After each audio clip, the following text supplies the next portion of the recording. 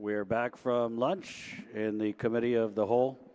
We're on round two of our questions for the panel. Senator San Nicolas, you are recognized. Buenas. Thank you, Mr. Chair. The question I want to ask with in regards to the honorable gentleman, Senator Blas mentioned earlier about the ability to open schools without this bill. I want to ask DOE again, do you really need this bill to operate? Anybody from DOE, please?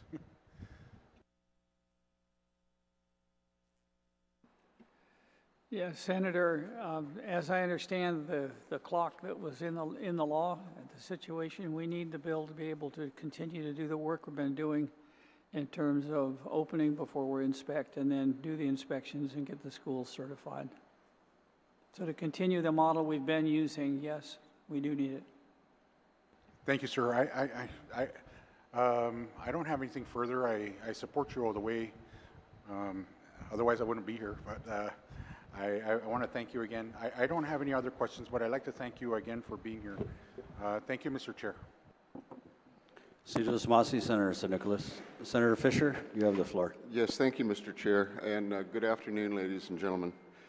To the Department of Education, Dr. Swanson, I asked you these questions yesterday, and I guess I'm going to repeat some of them. You estimated yesterday that the population we're talking about, population of students we're talking about in this, somewhere between 14 and 19 schools rather, is about 12,000. Is that correct? That's correct. All right. So I'm going to ask this question on behalf of 12,000 people from Guam and their parents. Let's just call it 24,000. So 36,000 people are awaiting an answer from this legislature. And you've just answered the question that you need this bill in order to open up. I understand that, but I would like to direct a question to public health. Ma'am. You have an obligation under the law to perform a service in our schools to inspect for sanitary acceptability. Is that correct? That's correct. Do you do your job conscientiously and honestly? Absolutely. Okay, going into the future, will you continue to do your job conscientiously and honestly? Yes. If you inspect a school, ma'am, and it does not pass sanitary requirements as outlined and adopted by the Department of Public Health and Social Services, in spite of the failure, would you still go ahead and issue a sanitary permit? No. Okay. Now I'll throw the question back to Dr. Swanson. Sir, when we think about the 14 to perhaps 18 schools, will you be able to open those schools without a sanitary permit? If we're operating under the same conditions that we have been awaiting inspection, we'll be able to do that. However, if the school were to be inspected and fail, then I'd have to close it.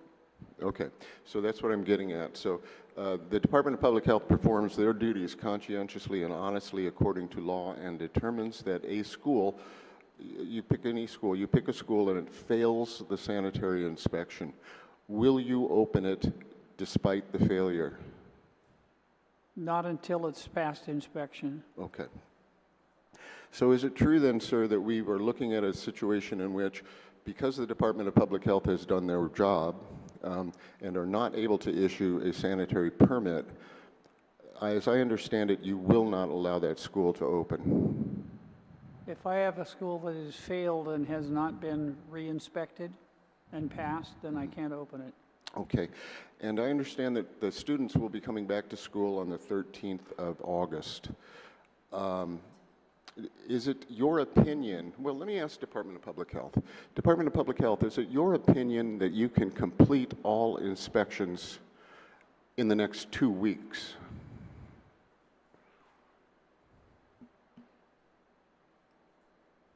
It's ambitious, and it's definitely an ambitious task. Our marching orders through our acting director has been to drill down and inspect as many schools left on the list. But we are also giving them what we would call an abridged inspection, something a lot shorter than what would be our normal course of an inspection. Okay. And ma'am, when you reflect upon the history of inspections of our public schools over the last year and a half, do you believe, is it your notion, is it your hunch, that all schools will pass? Of the schools that are remaining needing to be inspected? Yes. Absolutely not. Okay. I think everybody in the room would agree with you. Everybody in the room would probably agree with you that would be unrealistic to expect all schools to pass. Perhaps a handful would. You never know. Yeah. So it looks like, unless Dr. Swanson decides to act illegally by opening schools without a permit, which I don't expect he will do, that we are going to be, without this bill, inevitably in a situation where some schools will not open. Do you agree? That is how I understand it. Okay, thank you very much. So, Dr. Swanson, there are 12,000 students, and let's assume that they've each got 2 parents.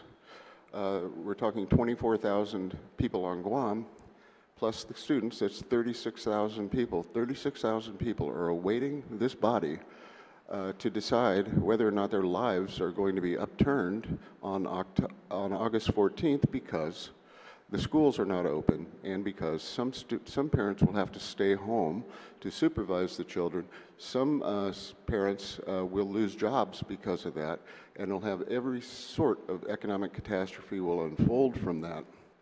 As you know, sir, I've spoken to you before.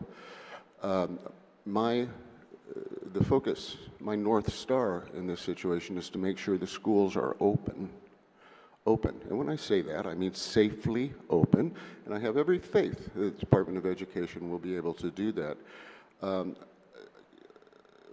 A concern which coincides is that the students will be getting an inadequate education through double sessions or through online learning, and we will never get those days back, and our students will suffer inevitably and irretrievably.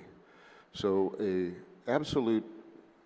this is why it's an emergency. I think the speaker had asked that question earlier. The reason it's an emergency is because so many young lives are at stake. Sir, if this bill gets passed, will you continue to improve your schools that are open while they are open? We are absolutely on that track. There's not another option. I can't even tell you the number of hours that we've put in already trying to correct years of, lack of a better term, neglect. We're overcoming that. We're making progress, and we will continue to do that until the schools are up to. My objective is to, through the next cycle, get them to the AB standard above the C standard. Okay. But that's still going to take a lot more work. Yes, sir. And I have every faith that you and the Department of Education, as well as the Department of Public Health, will continue to execute honestly and faithfully their missions. I don't doubt that for a minute. I just have to repeatedly, I guess, express that many thousands of people on Guam are waiting to see what we will do. And I will just tell you, sir, that I will do everything I can to help you open those schools, and I will make the assurance to the parents and the children. I'll do everything I can to make sure that those schools are opened, that you are able to continue with your family life as you know it, that people will not be losing jobs and will not be missing rent payments and so forth because of the unfortunate events that happen in our schools. So I want to give you my assurance that I support this bill because I understand without the bill, we may not be opening schools. And so I do very much support the bill, just as I support the Department of Education, and I support the Department of Public Health's mission to make sure that we are in sanitary conditions and safe. So I don't want to, gainsay that. I absolutely agree with that. But to the extent it's in my power, I just insist that the students, all of them, go to school and get an education in a safe environment. And I know that that is your mission as well. And I would like to thank Senator Dwayne San Nicolas for bringing this bill forward and addressing such an emergency. Thank you very much. Senator Tydegui. Thank you, Mr. Chair. First, I'd like to thank the panel who's here today for being here for the last couple of days, and to public health, and your commitment that you made to us today. I wish you the very best. I mean, we're also here to assist you as well. And to DOE, thank you so much for answering our questions. And, the comments that you made is definitely in the record for us to follow through with all the promises that you made. My only question now would be, if you're not able to open up a school, or what's giving you a difficulty in opening up a school, what issue do you think that would probably be to hinder you from moving forward? The challenge is going to vary building by building. We have to see which schools are affected and then decide what's the most effective way to start instruction for them. We still have to run an instructional program. So whether it would be doubling up on another campus or going online, it really depends on the situation. Do you have any problems with procurement? Because the 20 million we talked about the other day when I brought up 20 million that was given to you. I mean, we know that only 6 million right now is given to the National Guard for cleanup, and the remaining is still, we're still trying to figure out the mold mitigation as well as other issues that this 20 million was supposed to be utilized. I don't know if it's your procurement issue that you can't move these things through, or we have the procurement issue pretty well cleared up now because we're providing extra manpower to assist DPW to process those. So it's 8 million is in the framework for mold mitigation, another 3 million for fence repair and replacement. So is any of that money going to be used for trying to get these 14 schools or 18 schools up and running? The fence contract alone is 29 campuses.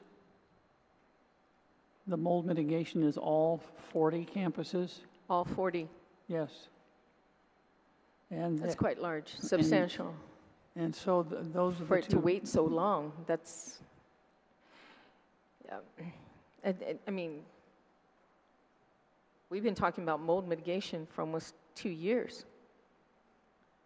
Well, the year that I've been talking about it has already been too long. Since you got into this position, it's been a something conversation. I would like to have in the rearview mirror, but we've had the staff assistance to Department of Administration to really connect with the procurement process there because they're holding the money, so we have to work through them. But that's all moving now, and it's either been advertised or is in legal review at the AG's office. So it's very near being awarded. Superintendent, can you give me a time frame on that mold mitigation? Now that you've identified the amount at 8 million, can you tell me how long it will take for you to finally get started? Jimmy, do you have it's a timeline insight on that?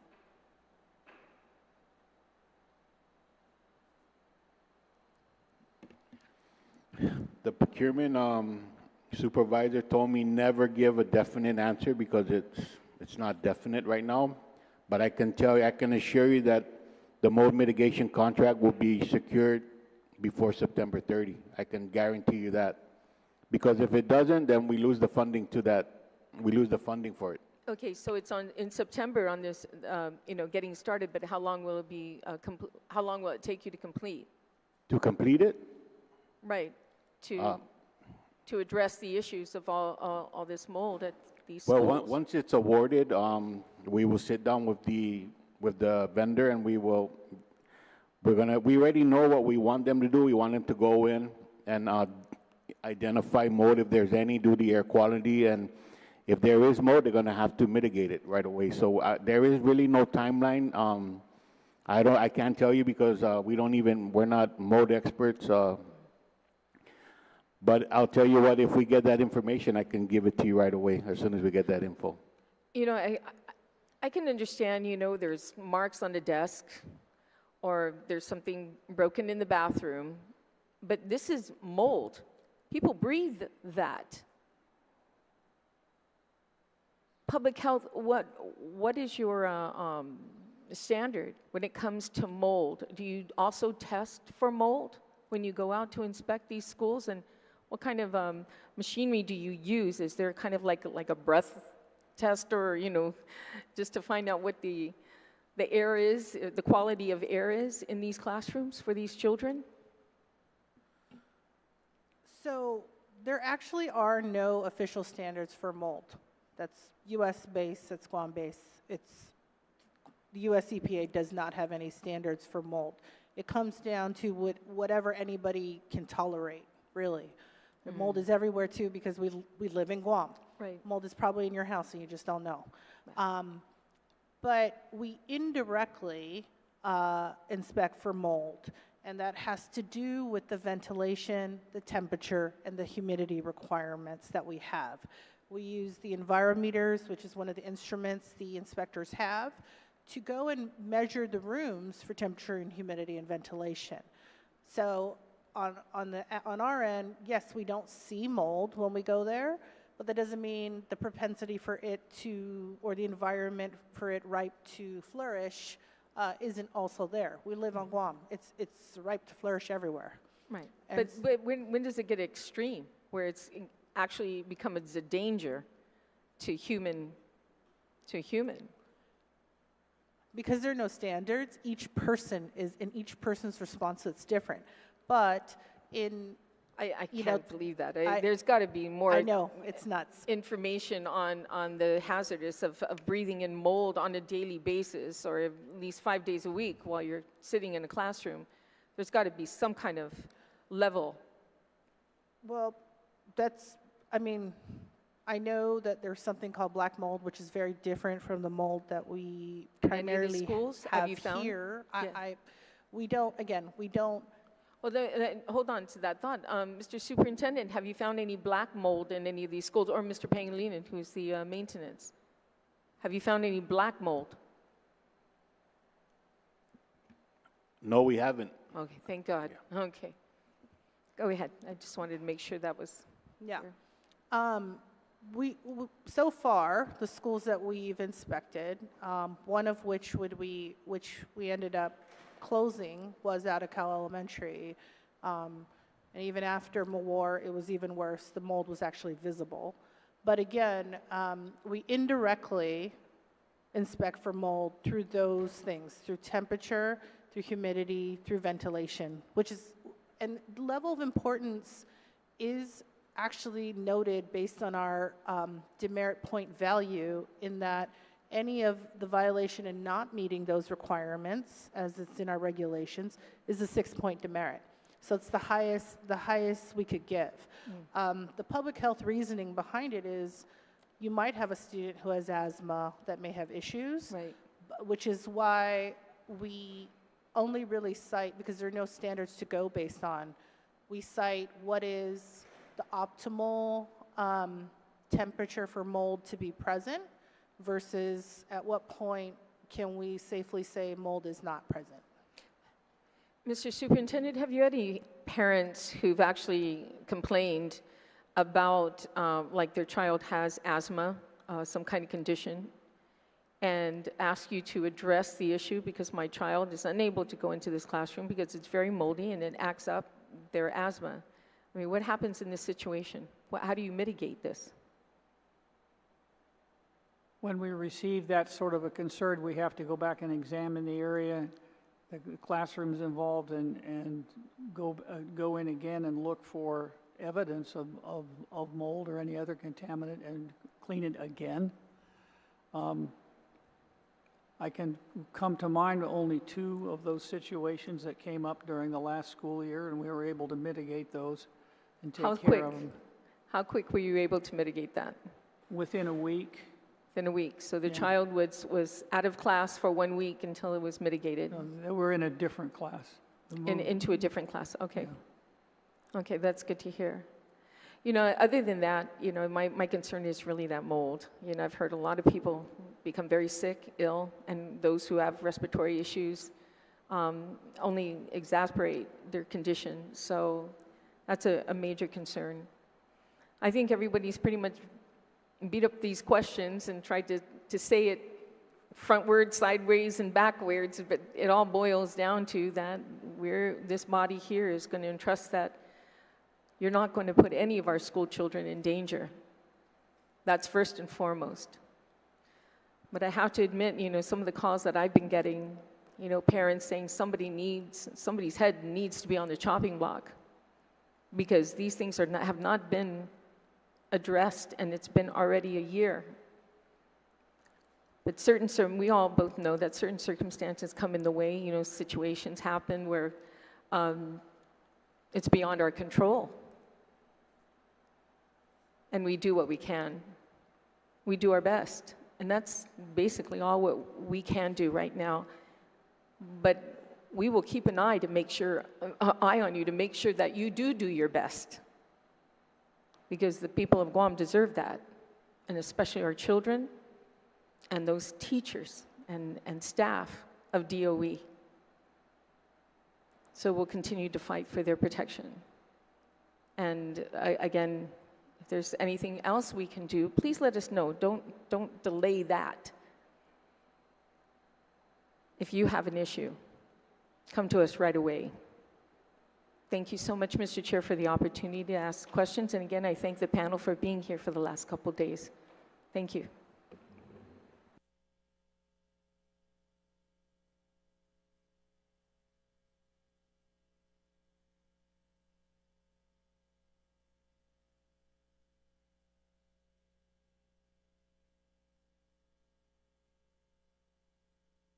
Thank you, Senator Taitagui. Senator Lujan. Thank you very much, Mr. Chair. Good afternoon again, panel. Thank you for being here past couple days. Thank you very much. Let me go to DPW.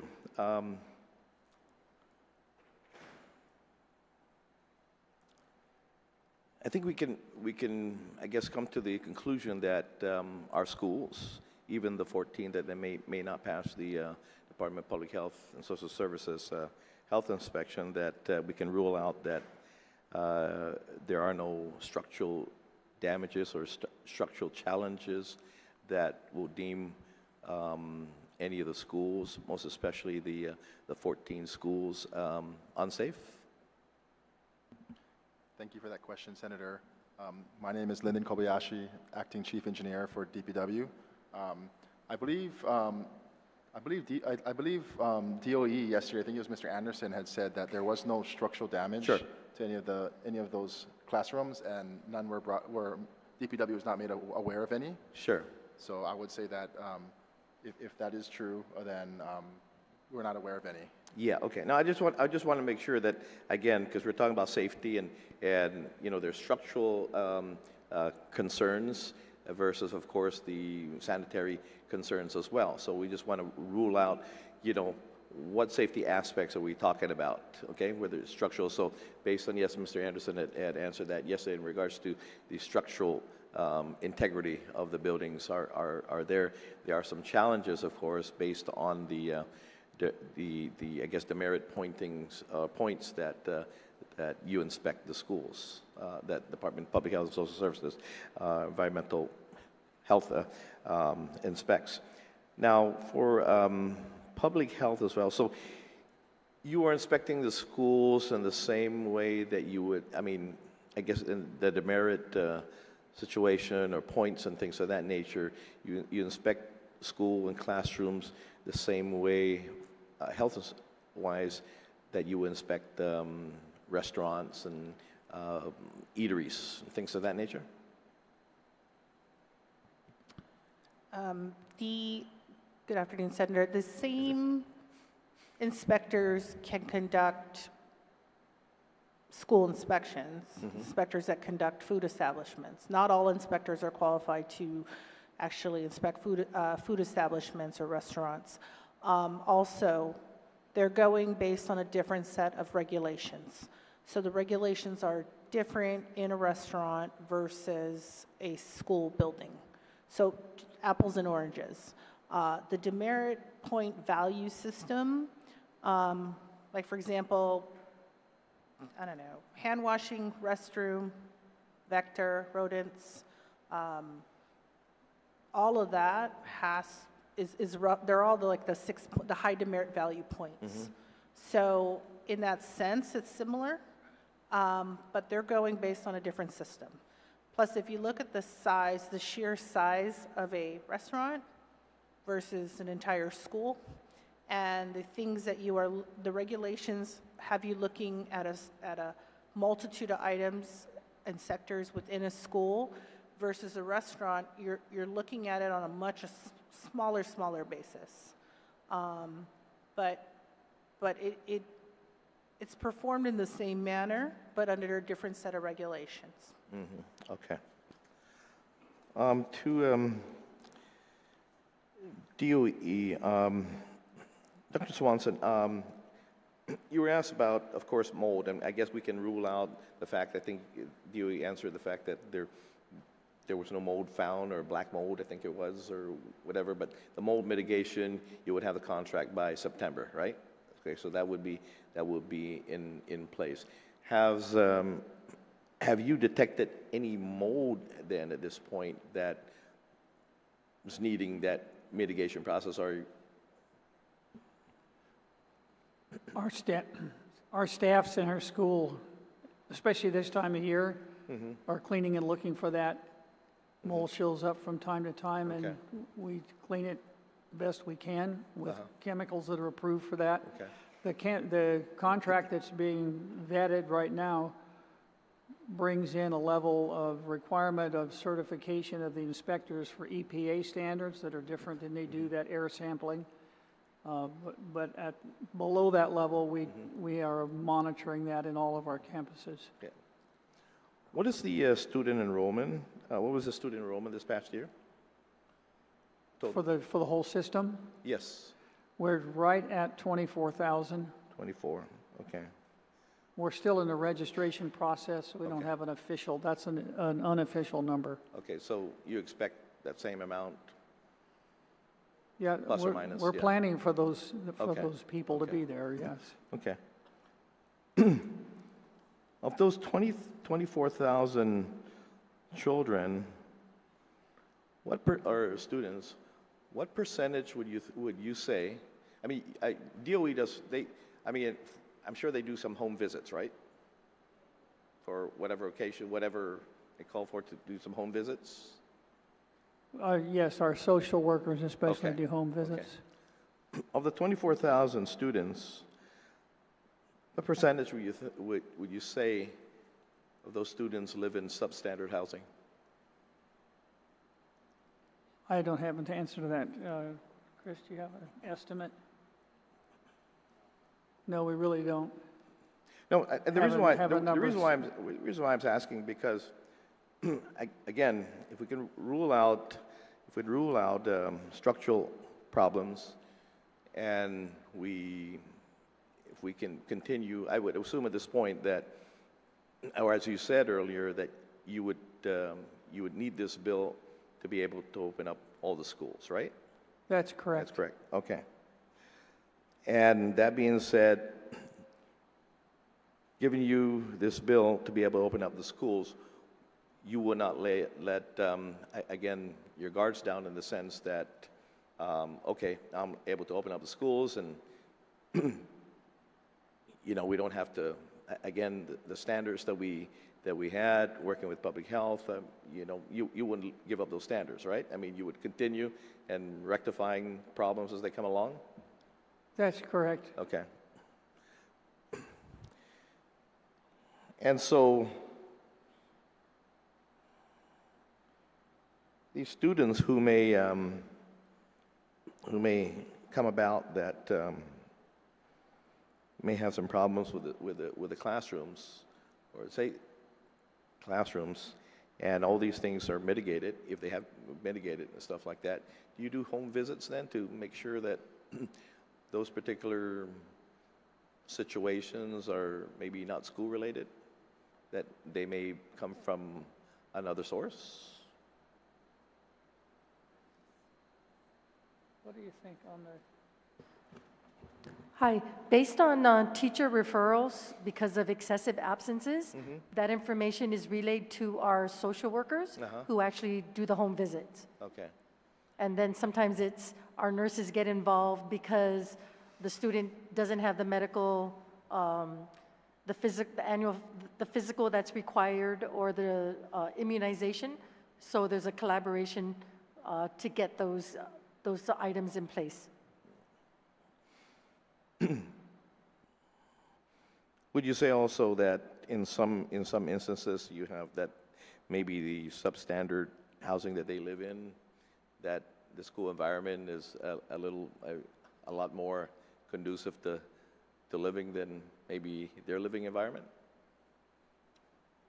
I would say that on any given day, a significant number of kids that are coming to school, that's the best thing that's going to happen to them that day. And that's not just here in Guam, that's everywhere. Sure, sure.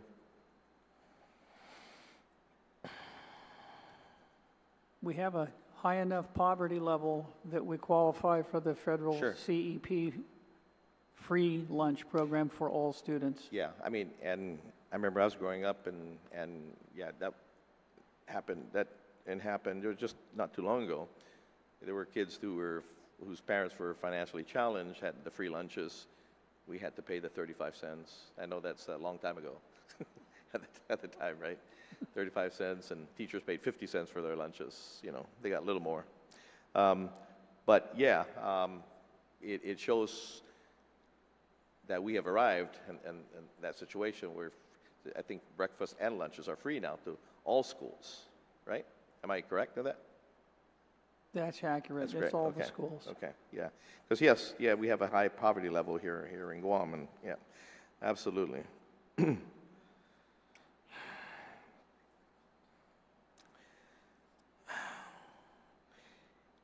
Mr. Anderson, well, DOE, it doesn't matter, Mr. Anderson or whoever in DOE, these challenges that we have, like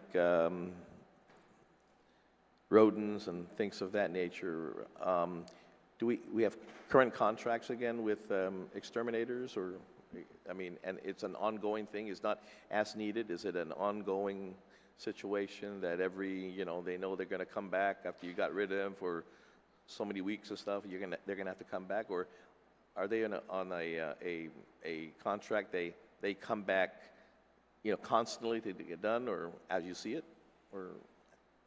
I'll defer to Jim Pangolino to speak in details about the contract, but to my understanding, we have a current vector contract in place. Okay.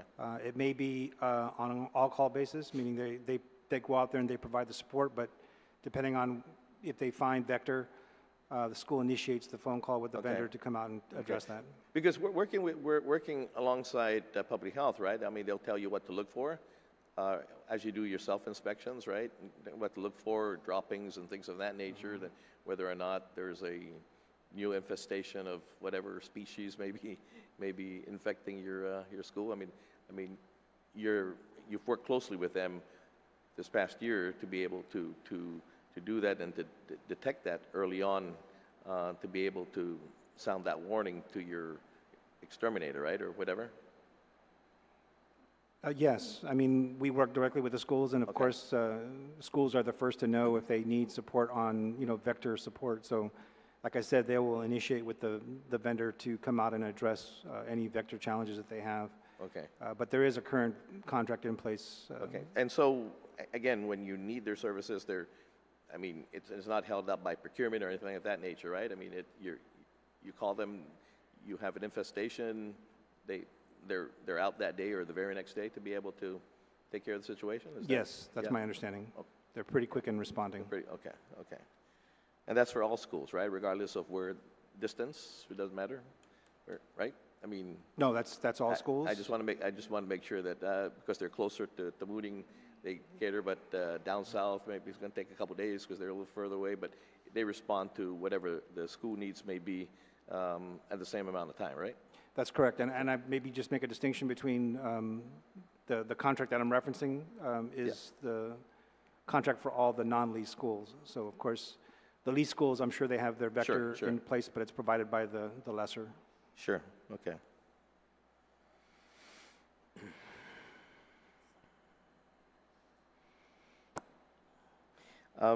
Public health. When you inspect, you don't. I mean, I know with restaurants you grade. I mean, do you grade the schools as well? Are they Yes. graded? Yes, they are. Yeah. Okay. And so, what grade constitutes a closure then, or a recommendation of a closure? Well, 41 demerits is what you need to hit. Okay. At 41 demerits, that constitutes a closure. Okay. It's not an official grade in terms of, we don't have a letter grade placard for failing. Okay. But for the most part, if you think about it, I think it's 16 demerits, which is the score that I think Lee Guåhan Elementary had not too long ago Yeah. when we finished and issued the report. That's a C. Okay. So, and technically an operation cannot operate with a D, Okay, so okay, they are C placards right Okay. now. So you said Lee Guåhan Elementary had 40 demerits. You say? No, they actually finished off the inspection, I believe, like 16 or 18 demerits, I Oh, okay. believe. The number's actually quite small for them, yeah. Oh, okay. I'm sorry. Okay. They're Okay. actually the highest, they scored the smallest amount of demerits, which means they're in Okay. a better Okay. situation than What others. was the highest demerit that you seen out there? And passing? Well, I mean, the highest demerit that like, wow, you got to close. I believe Weddingale Elementary was we stopped at 41, but we kept going for a little bit, and I think they got up Okay. to 51. So of those that, I mean, can you spell out basically what the merits consist of? Were they what would their violations? What are? I can't recall offhand. I do know the largest problem at Weddingale Elementary, one of the larger problems was vector. And when I mean vector, there were evidence of rats, but they have a huge pigeon problem there. And I mean, they've said themselves they have no idea how to eradicate that. But that counts as vector because Sure. that carries disease. Sure. and- I mean, there's a lot of fecal matter too. I Yes, mean, yeah, absolutely. yes. Yeah, which again, absolutely. Oh, wow. How's that mitigated? BB guns? There has been inquiries made to our department unrelated to school inspections. But I believe Yeah. Guam EPA has approved there is some sort of pesticide that is approved that can mitigate, that is Okay. safe. Yeah. But I can't speak to that at all. I have no idea. Yeah. So basically, some of the violations you see in the schools are beyond their control, but when you find a mitigation process that's put into place to try to mitigate, like, how did the pigeons come about and all that? Yeah, because I have that in my house. I don't know how the heck we got pigeons. This morning I had 2 roosters. I don't know where they came from, but I heard it crowing this morning. Where did that come from? I saw it right in my front yard. 2 of them. So so again, some of the violations may be beyond the school's control, but you still have to count that as a demerit when you see the fecal matter and things like that from the birds and their nesting and things of that nature. That's, I guess, part of not being able to pass an inspection. You see that, and it could be hazardous. Yeah. Well, Yeah, if that was the only point issue, and if that was the only demerit No, value but they I'm got, saying, see, some of these things that are beyond. I Yes. know there's probably more Yes. there, but Yeah, okay. There are some allowances that we make. If GDOE, a school has playground equipment that is not in good condition, Yeah. they tell us, they cordon it off, they tell us why, and they tell us their plan to make sure it doesn't get used by any of the students. Okay. Well, thank you again, and DOE working closely to be able to make sure that the schools are, again, and Public Works, that they're structurally safe. Likewise, that it's a healthy environment. I mean, regardless of what it is, I mean, you want your kids to go to a safe environment. So thank you very much for working closely with each other to be able to get that done. But what we don't want to see any schools closed, but we want to also, if this bill passes, I mean, as the superintendent said, he needed this bill to pass to be able to open the schools. What we don't want to see is a let up on the standards that have been set, and again, cleanliness and things of that nature. We don't want to see that let up, because they're going to be challenged constantly. And restaurants are challenged every day because they have they have patrons on a daily basis. Schools are probably a bigger challenge because they have probably more kids in the classroom than maybe restaurants on a daily basis. And so that challenge will be constant, at least 5 days a week. And so, we just don't want to see it let up and, again, fall back to what we had before. So that being said, thank you, Mr. Chair. My time is up. Thank you. Senator Lujan. Senator Brown? Thank you very much, Mr. Chairman, certainly for the opportunity for our panel to still be here this afternoon. We're almost done, almost there. I did want to ask DOE, I know our chairman has brought this up, aside from the assistance that any other type of support provided to the schools to assist? I know, regularly at the beginning of school year, normally you have certain department and agencies that have the resources that help, get the school clean, help get it painted, help get it repaired. But do you have, or have you received any other type of assistance that could help facilitate getting these schools that have yet to be inspected improved so that you have a better opportunity for your inspections by public health? Is there any other type of support that's being provided to DOE at this time?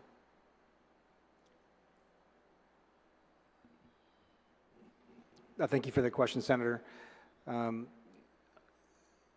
like to thank Dr. Wampat, the educational liaison from Adelup to the schools. She's been actually very helpful with trying to match up our schools with government agencies. But to your question, in terms of anything outside of that at this point, not to my knowledge. I mean, we did do some work with the Army Reserve component here on Guam to help them come in and use their assets to try and remove playground equipment from CL Taitano. So to varying degrees, we do have some support from outside entities, aside from the government agencies that are paired up with our schools. But that's the extent of it at this point. Is that anything that's been pursued, or is there anything else, for example, that the Guam National Guard can provide some assistance? I mean, I realize they're not going to be able to do a full-time, but certain things like you mentioned, playground equipment that needs to be removed or replaced, something that's within reach that provides a little more. And we've all, I mean, if you've worked for a government agency at some point, I mean, I've been on the roof of Simon Sanchez, I've been down south scraping paint, painting, bush cutting. Mm-hmm. I think we've all gone through that if you've been in a government agency or run a government agency. But anything beyond that where some specialized assistance can be provided to help facilitate so that, your schools are in a better position to be inspected for those remaining schools that have yet to be inspected. Hi, Senator Brown.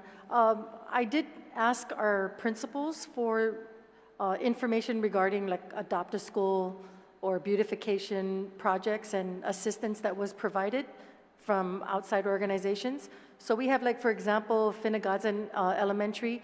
They had a 2-day beautification project and the Guam National Guard and their PTO assisted. So they were able to move furniture. They were able to stage an area for surveyed furniture, textbooks, things that would be removed from the campus through our Baligaskas program, which is clean sweep and taking those items to the GSA warehouse, getting them off the campus, because then that would reduce the need for a variance for cordon-off area during inspection. They also did tree cutting and trimming of trees. We also had Agana Heights Elementary, they had a Happy Labor Day, their PTO. They had the mayor, Agana Heights mayor, and certain families from the village assist, water blasting, tree trimming, painting, installing solar lights. And these are individuals that help on a regular basis when they call for beautification projects. At Southern High, they had the Guam National Guard, water blasting, painting, removing excess vegetation and junk, and junk. They even had the sporting teams paint the hallways and the deck with non-skid paint. At Price Elementary, we had a church organization help to refurbish the benches and paint them and reinforce them so that they're ready to use when the school year starts. And that's what I have received so far. And I think schools have contacts with outside organizations. Sometimes the issue is they need the supplies, and it's almost like embarrassing, right? We need your help, but sorry, we don't have the gloves to help you if we're gonna pull weeds. And then it's truly happy labor when they bring their own equipment and their supplies. And then what falls upon the school staff and PTO is to feed the volunteers. So they're actively pursuing these alternate routes instead of just relying solely on the staff and our F&M team. And I think the other thing too to remember is that people always want to help, they just need to know how. And so it's always good to put the call out into the community. And if I can ask the superintendent, you have mentioned that you've almost doubled your maintenance staff since last year. How are you able to address it? I mean, I know you have those that have to go from one school to the other, you know, because the need is there for certain expertise and work that needs to be done. But are you doing it in any way where we actually can have some of these staff actually headquartered at these schools, that even the larger ones that perhaps are going to have more regular maintenance needs? So again, I like the sense of ownership. You know, this is our school, and you know, we're going to stay on the ball to take care of it so that these things don't get left behind. Because one of the things we heard, certainly from your principals, at least when they've come and provided comment and testimony, is at least in the past they've said, you know, we've brought these concerns up, these concerns have not been responded to. They felt limited in their ability to address this without the resources and support.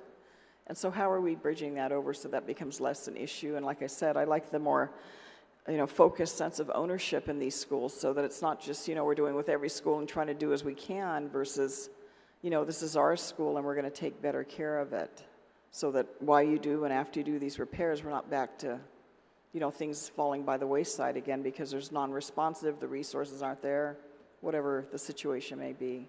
How is your additional staff improved, and how are you looking at addressing that void that has existed in the past with regards to even just basic maintenance of facilities? Hi, Senator.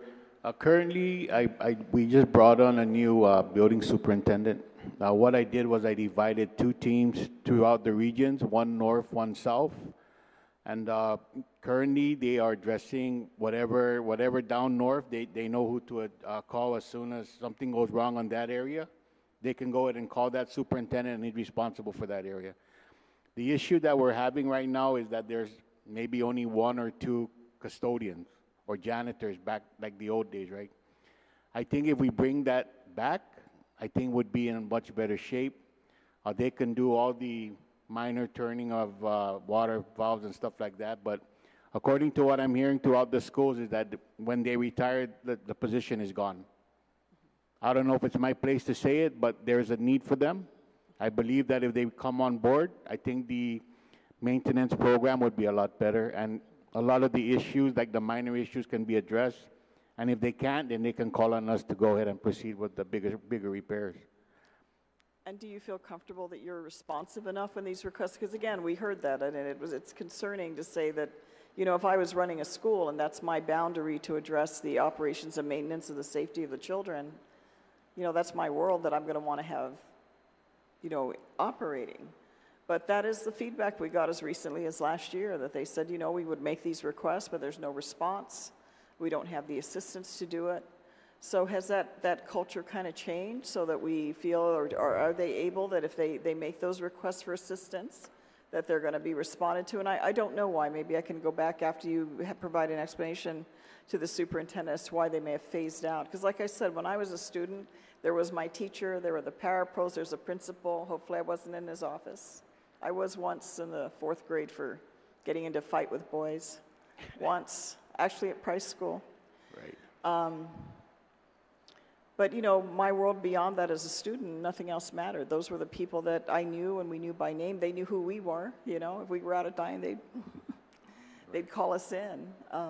So what is your response in the time you've been in this position? Is that the case? If we sat down again with your principals, are they going to tell us that they're getting the response and support they need, that they have a means of facilitating their request and getting a response to it? Well, currently we have an emergency chat. So anything that has to be done right on the spot, it comes up on the chat, and we disperse the people accordingly. But as far as us having enough people currently to address all the issues, no, we don't. Same as the aircon, same as all the repairs, we just don't have enough staff. We're doing what we can, and we do it by priority. And that's the best we can do right now. Once all these refurbishments and all of the refurbishments for all the restrooms, stuff like that, because 40% of our demerits or even more is from the restrooms. So a lot of that will be addressed once the refurbishments come in. And then we can concentrate our efforts on the other big issues, right? That's the plan. That's the plan, and it's just unfortunate that we don't have the time to do it. But we're trying to get to that. That's our goal, to get to that sweet spot if we can. And so if you don't have the custodial services you used to have, who does that work now in a school that doesn't have a contract? One more time, Senator? If you don't have the custodial staff anymore, you're saying these positions were phased out, and you're not at a school that has a contract to provide that service, how is it being done? I guess in-house. I don't know. Okay. If I can ask, Superintendent, is there any reason why that particular position has been sort of phased out? That phasing out was determined long before I arrived. My preference is to go back to a building maintenance custodian on each campus and a custodial staff that does the cleaning at night. Right now is contractors, except a couple schools that have opted to take what their share of the contract would be and put that into staffing, and they do that themselves.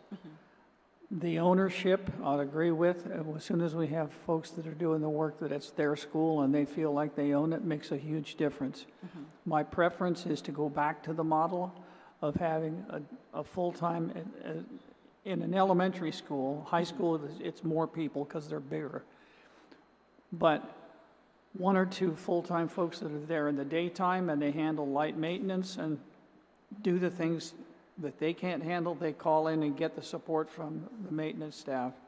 And then the custodial staff that works in the evening and does the regular cleaning of all of the facilities. That also puts a quasi-security staff on site for a number of other hours. So there's somebody there present. And the part that's really important that I stress constantly is that in every school, no matter what your job is, there are kids that identify you as the adult that they trust.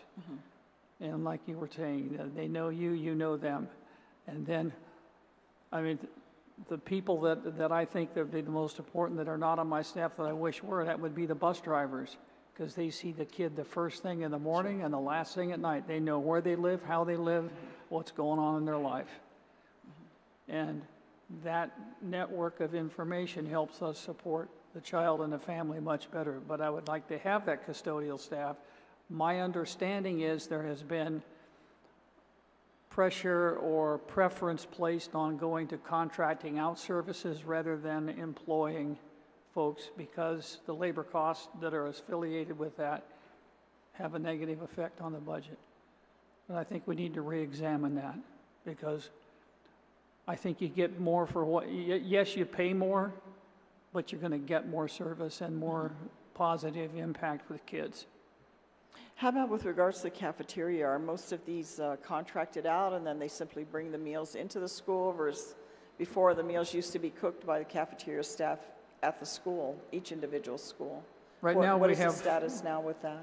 We have 4 that we operate, that GDOE operates, and those folks are our employees.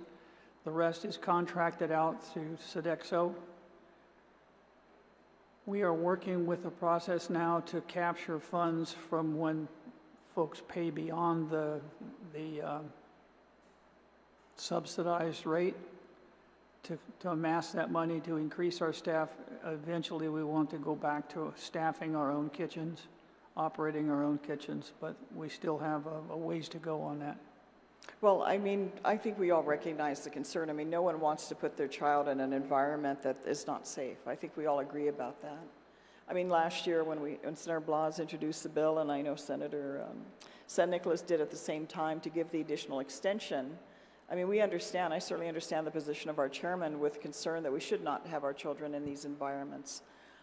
But I think the championing of the work that also has been done by him and the Education Committee to track the progress, where now DOE actually is being held accountable, where you have an agenda, a timeline, an outline on what you're going to do, what those performance standards are, and what our expectations are that are going to be met. You know, it does give me some comfort moving forward. I'm not entirely happy with it. This is not a situation where, you know, we're going to say we're jumping up and down about it. But I think we have to find a way that's workable, because as we know, and it's been discussed by our colleagues here, and as you know, there are children that don't otherwise have that support, be it at home or parents that are working that are not able to be home, even if you were to go back online. And during COVID, there were some parents that were able to stay home with their children. That's not the reality now, and some of these children would be unsupervised. But we certainly want to see DOE continue to stay on the track that you're on. I certainly will continue as a member of the Education Committee with the oversight. I'm kind of taken aback we have to do it here at the legislature, because you do have an elected board that we would hope would be doing the same thing, if not more so, because they ran specifically to serve on the board. But I think these continued dialogues and coming back to the table and seeing where the progress is, and you know, going through the essentially checking off the issues that have been addressed and improved upon, it's unfortunate it needs this level of scrutiny, because I'll tell you, if I were in your job, I would want anybody sitting here telling me how to do it. I'd be out there doing it, not requiring this kind of supervision. But here we are. This is where we are. I'm not exactly thrilled on extending the timeline, but I think it's necessary to get as many children in the school system at the same time while you're addressing the progressive repairs and improvements that are needed within our school system. So thank you for being here, and Mr. Chairman, thank you for the time to be able to comment and ask these questions. Senator Brown. Vice Speaker. Thank you very much, Mr. Chair.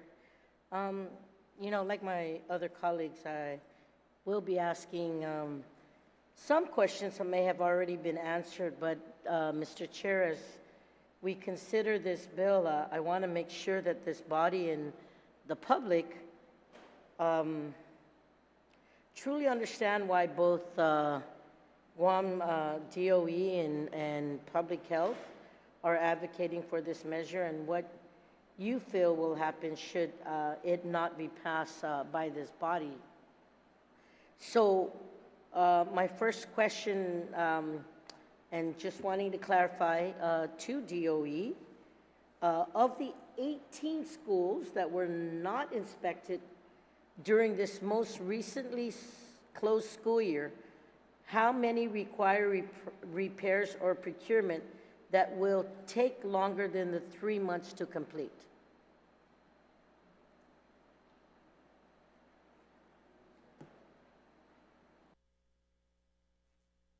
Just wanted a confirmation based on yesterday's discussion.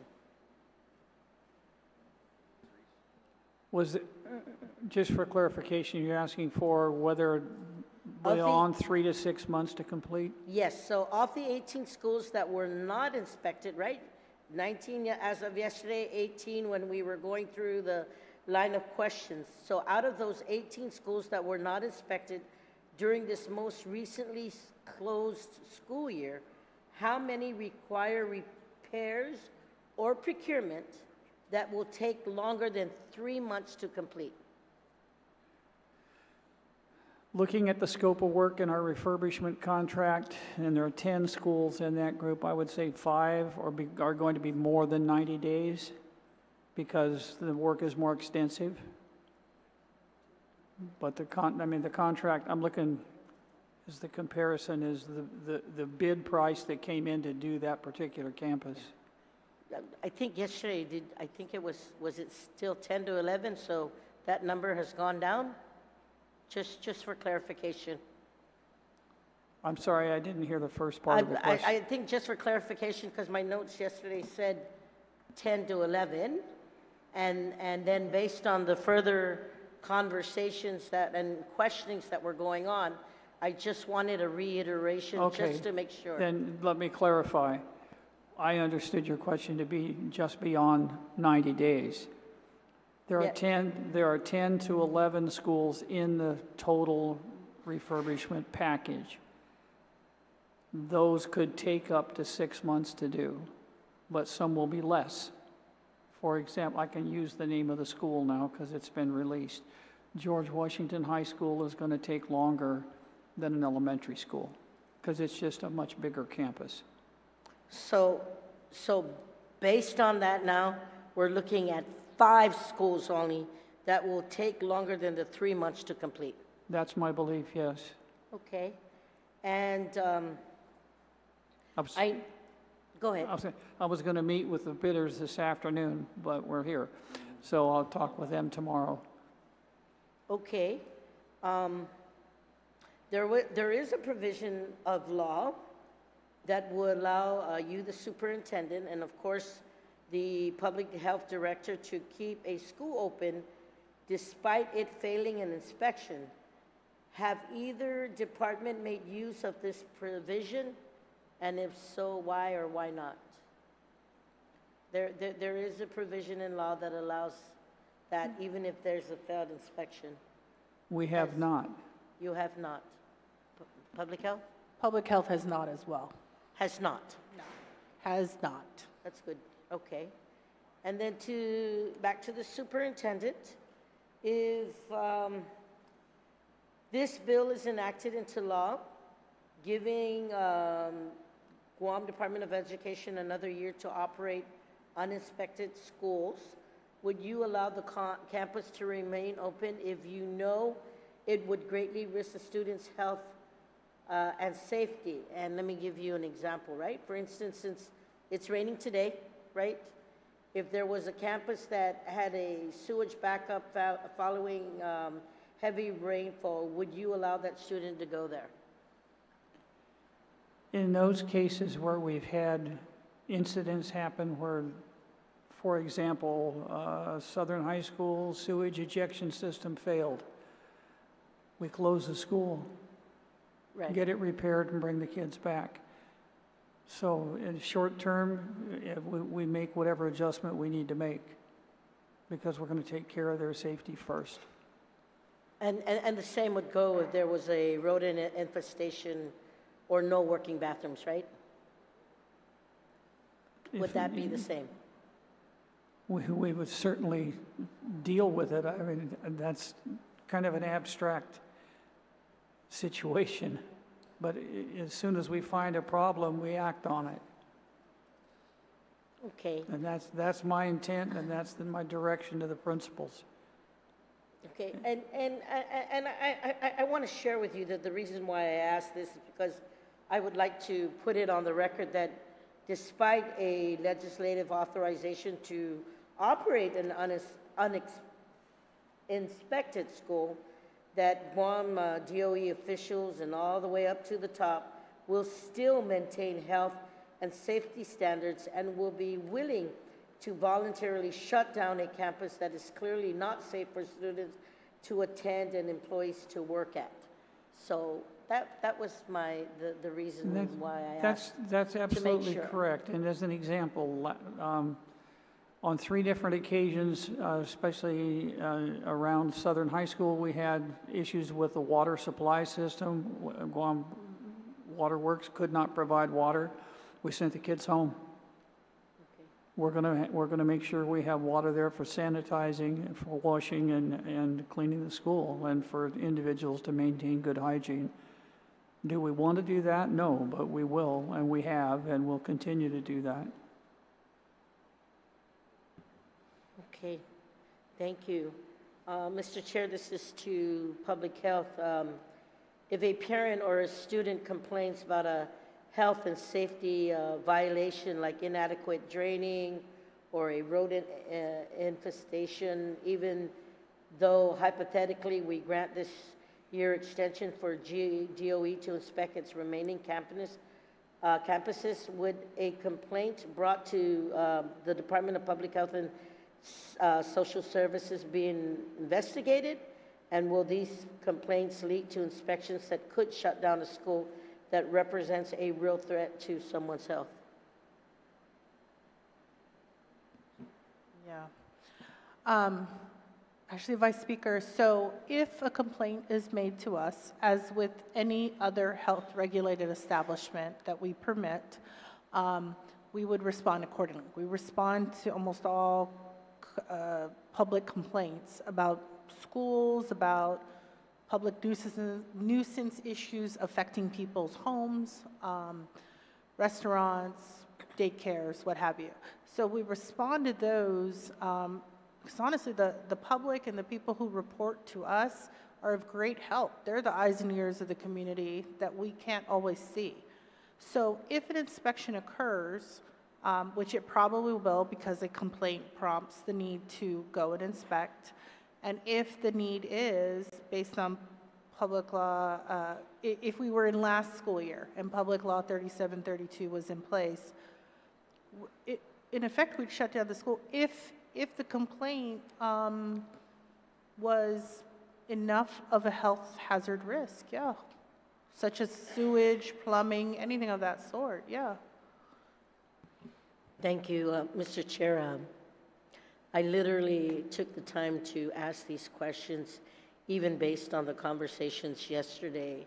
And because as we continue this process of questioning to the agency heads and, of course, the good director and the team that's up here today, we still get a lot of the inquiries and a lot of the questions coming in. And, well, you know, are you giving them a pass?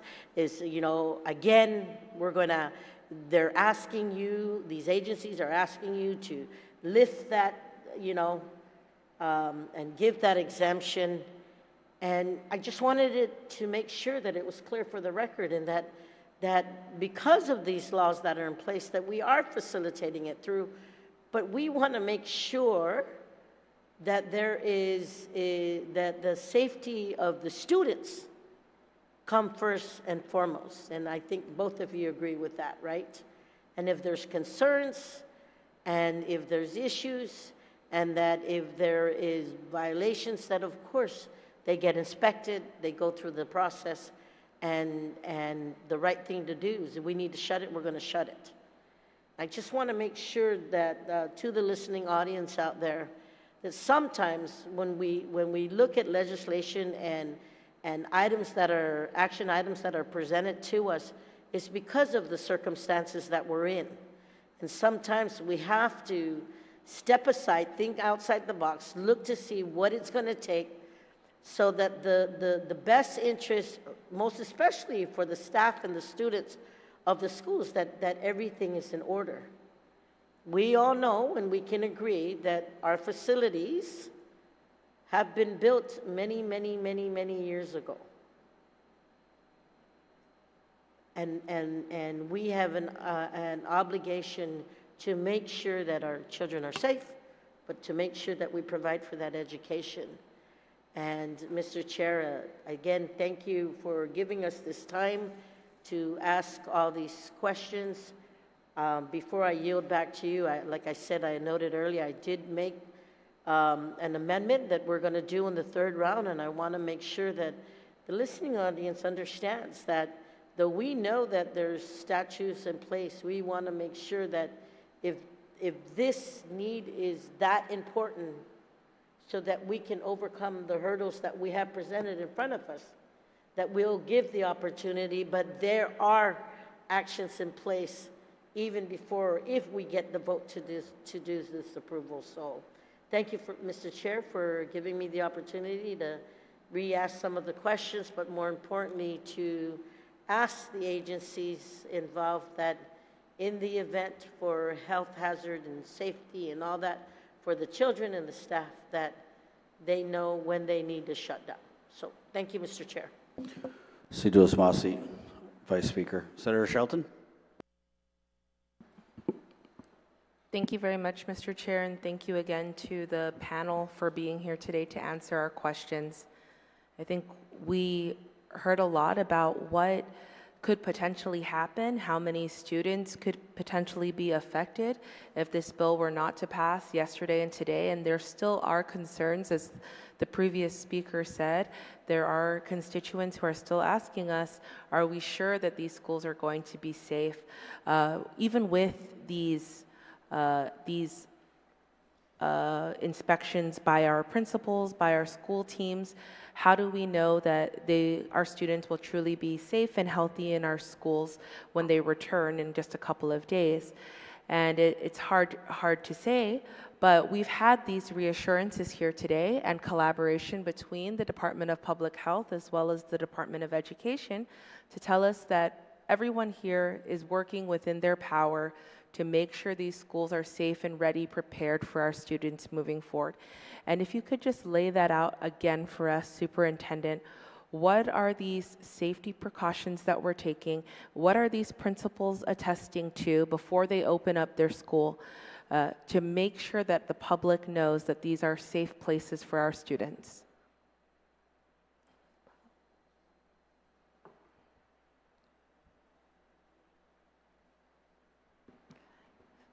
One of the measures that we have in place is the attestation from the principals on the readiness, that they are making that declaration that their school is ready to receive our students, that we have a safe learning environment for our faculty, our staff, and our students.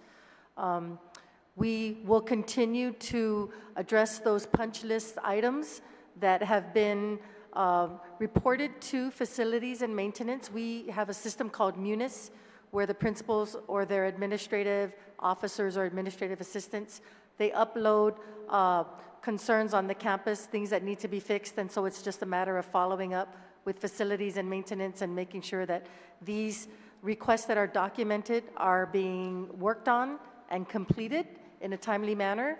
And then day to day, I think since the onset of our self-inspections and public health coming on campus, I think just the school community has become more mindful of the demerits. And like I remember walking on campus and telling the students, hey, don't touch those screens on the window, because if you rip them, that's a public health violation, you know, because it's a window leading out into the open and we don't want bees and mosquitoes to come into the classroom. So people became more mindful. Teachers are talking about it, you know, don't throw that there, put this in the trash can. You can't have air fresheners because of students or employees that might have respiratory issues. So it's a constant reminder and reinforcement of the public health standards that are reinforced regularly. And I do want to point out, because I don't think it's been brought up since we came here yesterday, but all of our schools that have been accredited have received the validation with the Western Association of Schools and Colleges. That means the academic programs, our co-curricular programs, they are up to par with the WASC standards. And this is something that is taking place with our schools every 3 years for a midterm visit, every 6 years for a full self-study. And so it shows you that the school population is working on accreditation every year. And in 3 years, we will have a visiting team on our campus. They will be interviewing students, talking to teachers, asking about our programs. You know, having a high school diploma from a school that is accredited will take our students far and wide in college and colleges and universities, because we are accredited, more so in the high schools. But not only is DOE itself accredited, but all our 41 schools are accredited. Even those schools that are double session, they are accredited despite the hardships of sharing campuses. And so I really wanted to put that plug in there, because is our teaching and learning substandard because we don't have a sanitary permit or we haven't been inspected? Absolutely not. You know, and so it says a lot. And I think with just the fact that we are waiting for our 18 schools to get inspected, I know like the district up north, they're not just focused on themselves. Like Weddingale, even though they passed inspection, they are assisting with BMS, because BMS will eventually be up for inspection. So the manpower has been shifted over the summer because they're just that close of a northern district that they're maximizing the manpower over the summer to address the demerit items based on the self-inspections. Yes, thank you for that. I appreciate that, especially knowing how hard the department worked on each individual school to gain accreditation. It's something that we can be very proud of, to have that island-wide. And that means something, I know, to all of us here in the legislature, that accreditation is something to be proud of, and to know that we have a good school system. Of course, there are things that we can continue to do to work together and make improvements, but it says, it's a testament to the hard work, of course, of our Department of Education and all the folks who are doing, you know, the dirty work to make sure that these places are good for our kids and safe for our kids. And this morning I was talking to a little girl who's going to be a 4th grader, and she was worried about school starting, if she was going to go back to school, and I told her not to worry, things would work out, and she'd be back to school eventually. But I realized, as you know, we've been talking about this for the last several days, that there are families who are very worried about what they will do, how they will take care of their students, if parents will have to miss work to take care of kids who don't have a place to go, or while we're planning up a new school or a new couple of schools with double sessions. You know, whatever the option is, it doesn't sound good to families, and it's like a doomsday hanging over their heads during these last few days of summer. And so I want to thank you all very much for the work that you're doing, especially Senator Nicholas, the author of the bill, for moving this forward so that we can do something to find a solution, because that's what we're here for, not to just pick out all of the problems and point at each other and say, it's your fault, it's your fault. You know, we could have done something about it 10 years ago, 20 years ago, but today we are in this position to be able to serve the people of Guam and give them a solution. So I appreciate all of you being here over these last several days and all of your time away from the work you still have to do. Thank you. Senator Perez? Yes, thank you, Mr. Chair.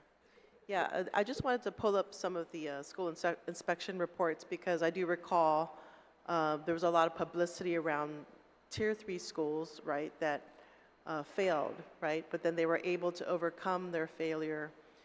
So like I remember Ocean View got a lot of publicity, Weddingale, Algeta Johnson, all these schools had issues that almost seem insurmountable, but today they've passed, from what I understand.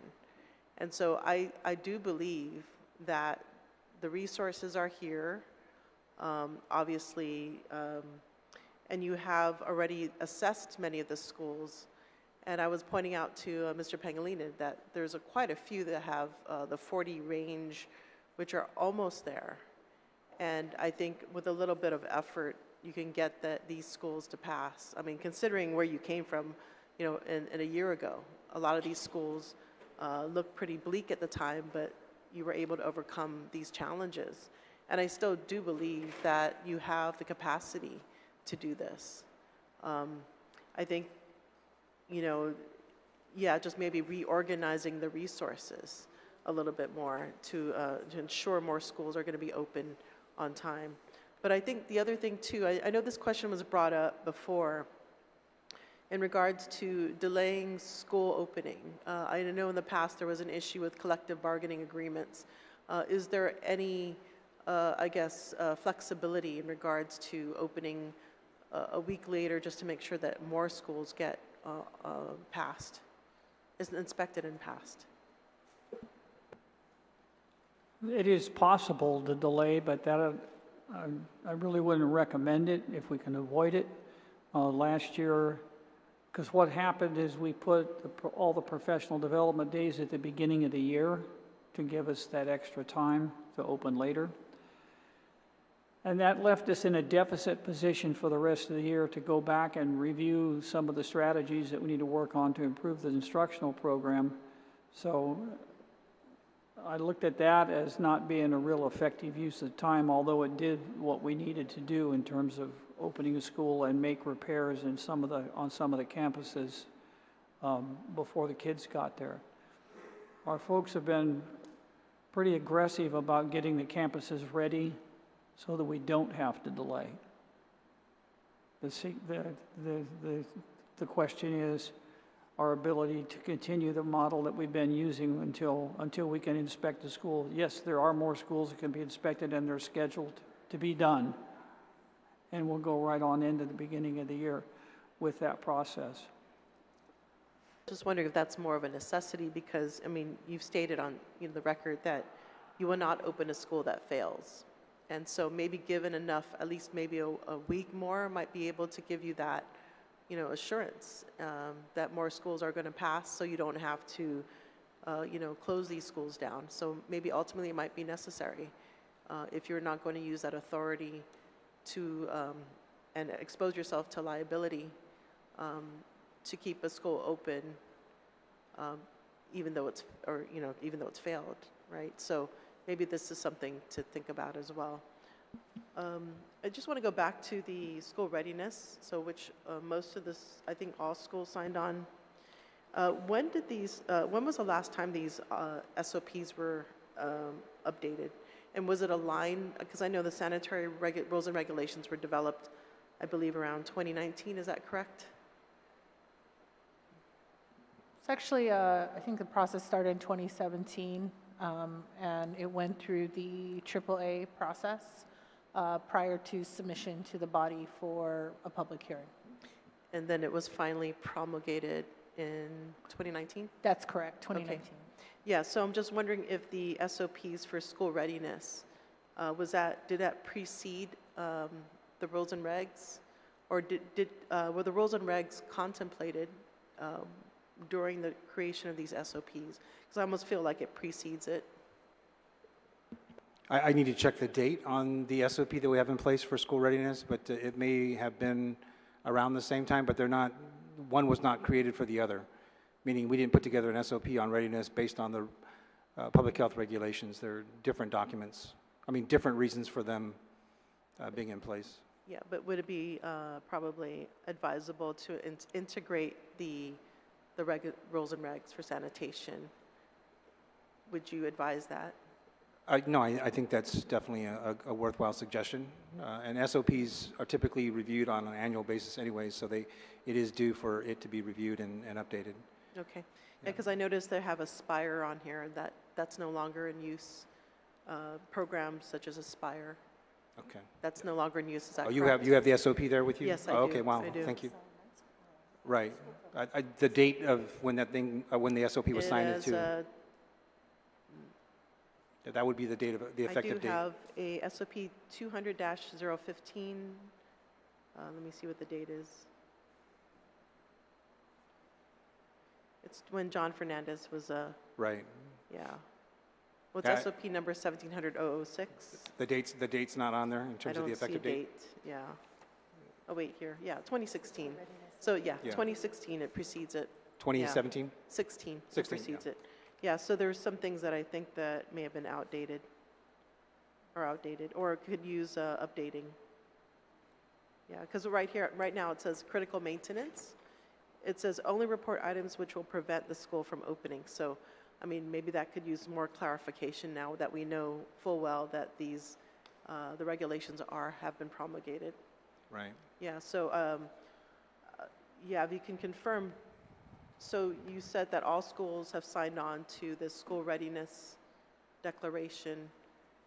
I mean, is that? That's correct. In consideration of the school inspections that show that they are above 40 demerits?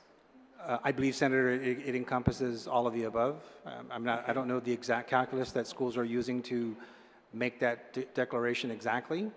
But yes, the 14 points, there's another document that has some overlap with the public health or self-inspections that the schools are doing. So there is some overlap, but there's another report called the School Readiness Report that is also on the Department of Education's site that you can see, that's got 14-point specific issues as well as some of the requirements to meet for public health as well.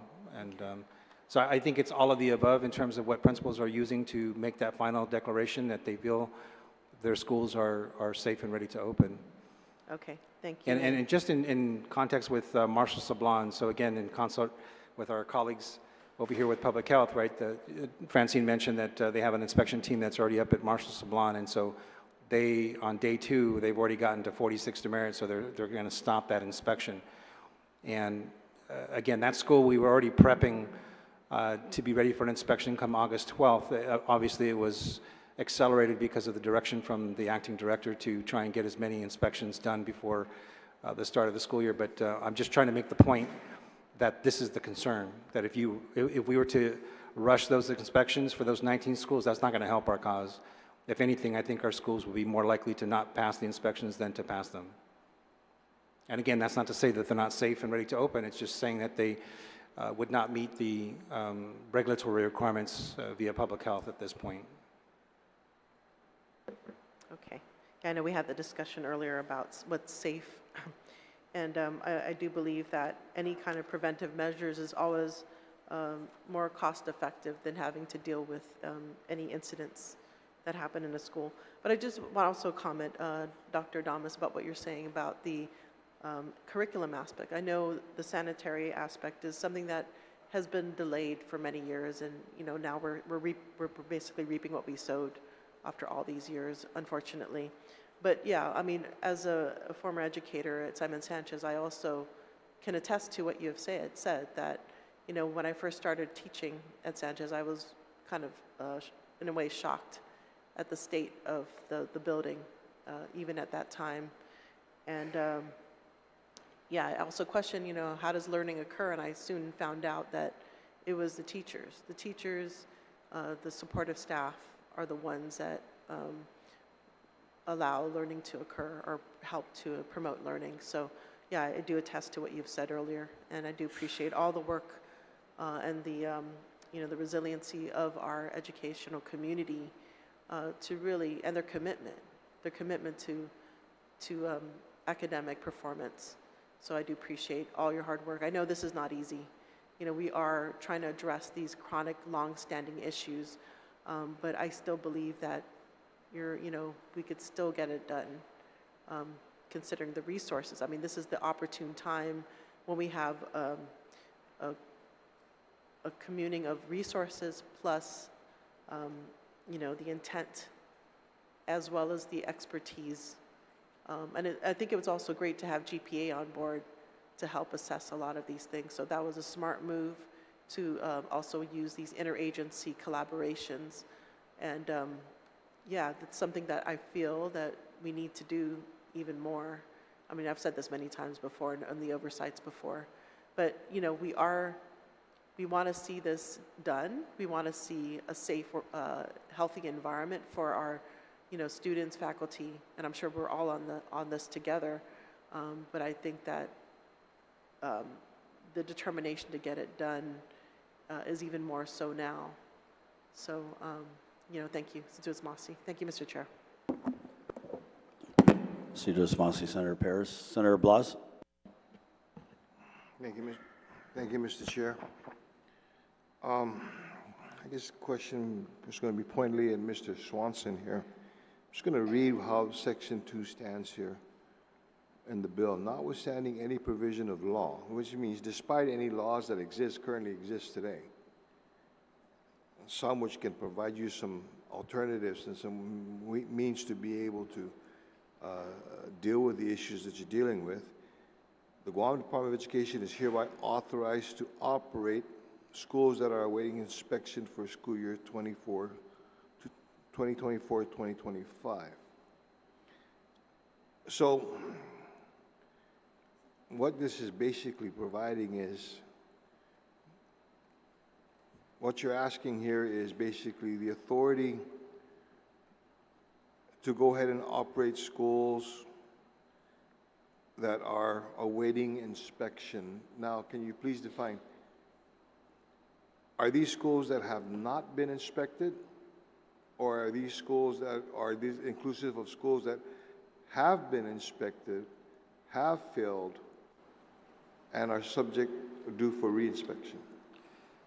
These are schools that have not been inspected. A school that has failed would be closed.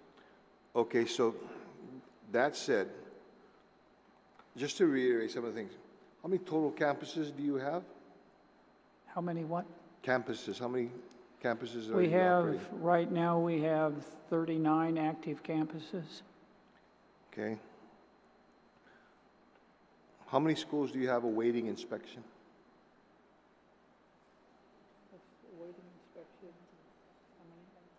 19. Okay. How many schools did you have that's failed inspection? Last year, we had 2 that failed. Okay. Francine, you said 3? LBJ and Swimming Elementary were, I wasn't aware, but they operate in different grades, but they work together. So that's 2 different permits, 2 different buildings. So that counts as both of them failed under 2 different permits. Okay, and then Weddingale is the 3rd. Weddingale? Elementary. Elementary, and then we're hearing about Marshall Sablon? No. Marshall Sablon, the inspection is actually occurring as we speak.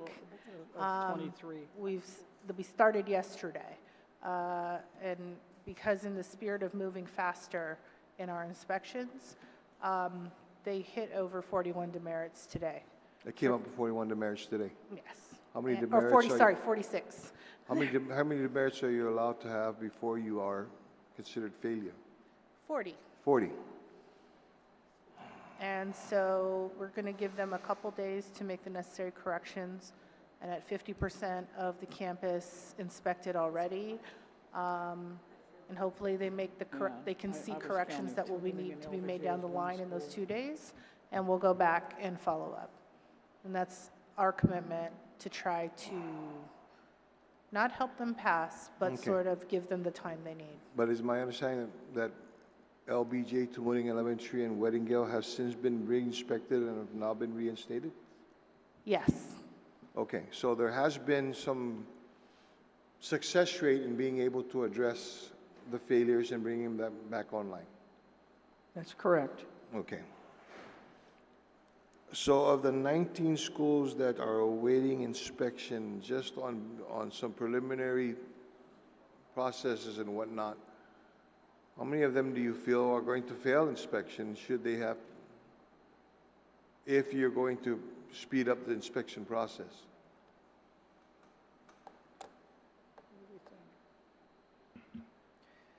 Thank you for the question, Senator Blas.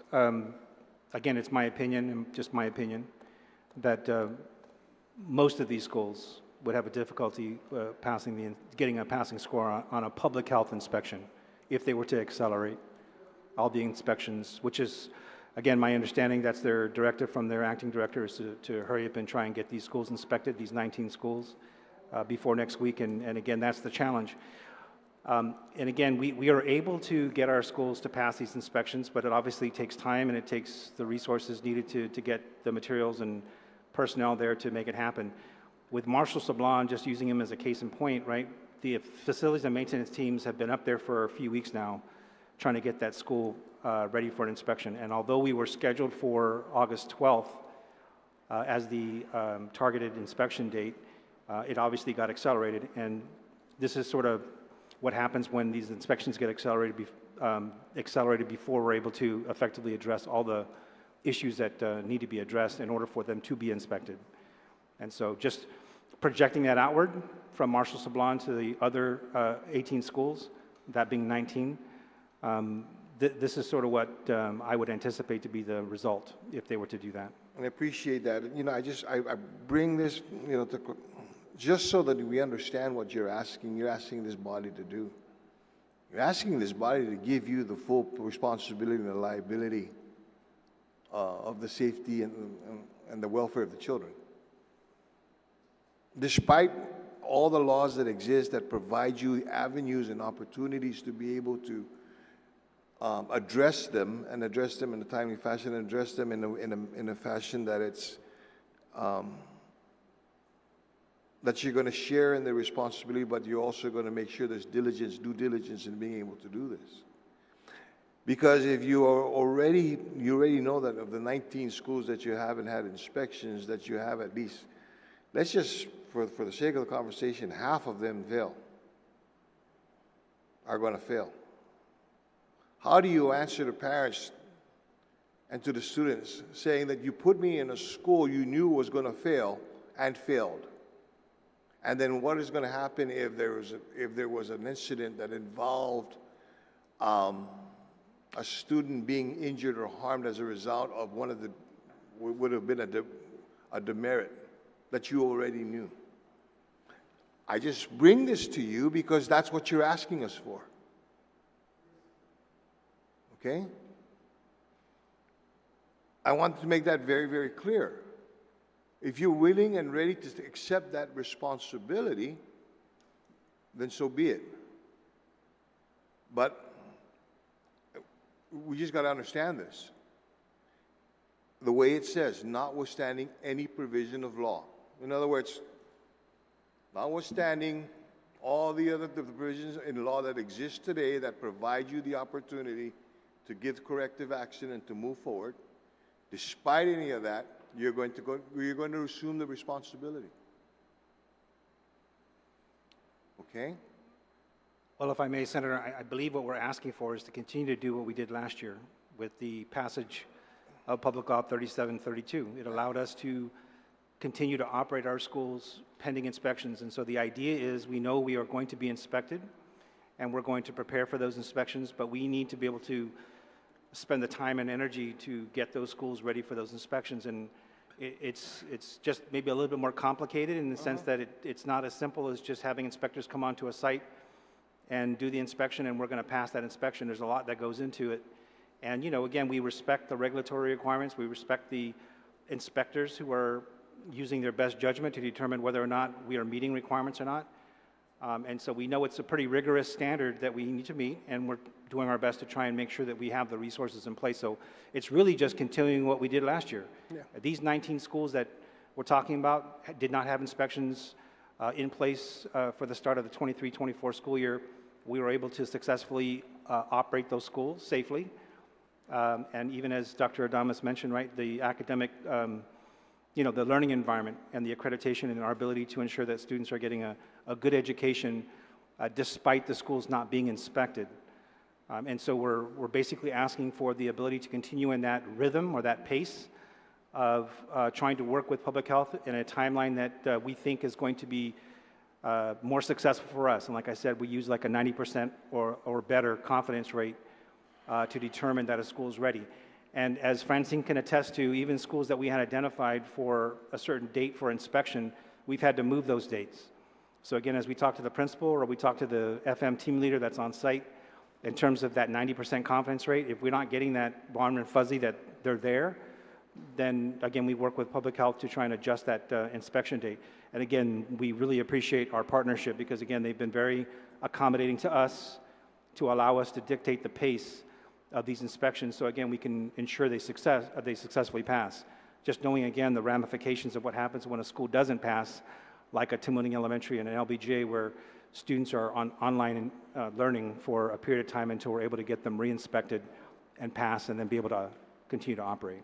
Okay, and Mr. Anderson, I'm sure you can agree with me that at the time that we were initially discussing this a year ago, there was a lot of confidence in our ability to be able to get the schools inspected and passed.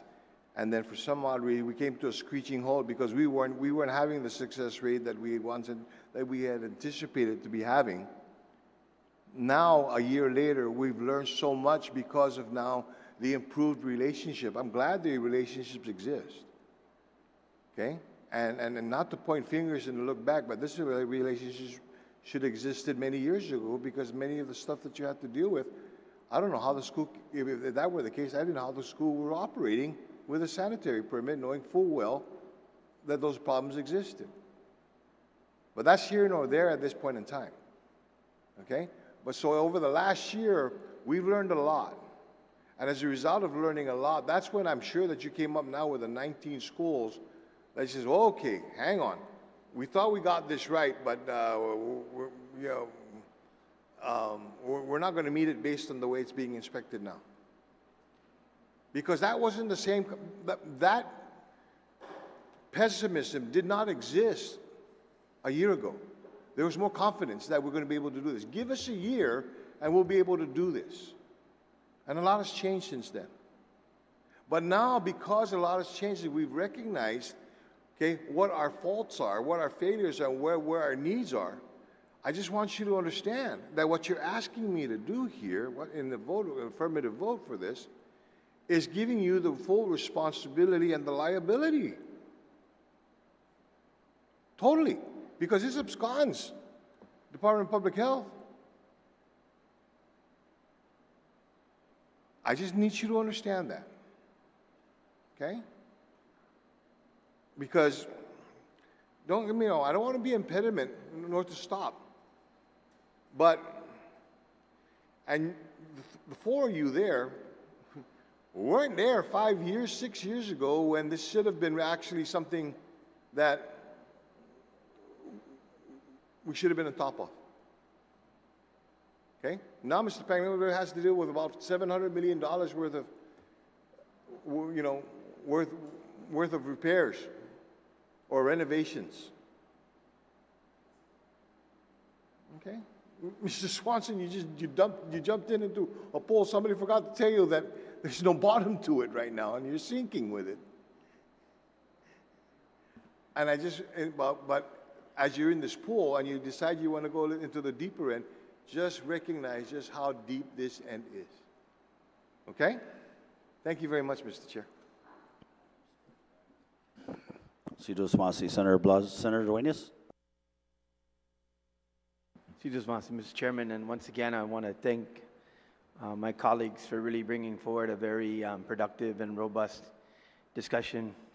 I think all of us are in a position to where we're saying, and I do appreciate one of the comments from my colleague that, we're not jumping up and down to do this, but I think we're recognizing once again, and I can't bring enough attention to the fact that this synergy and this working together is something that I've just, if anything has come forward from the original legislation and the waiver placed in the first bill and this discussion today, I think has been a significant attention. Although I will have to say, and Dr. Swanson, yeah, I agree with my colleague, you jumped in, but I see the operation as floating back to the surface.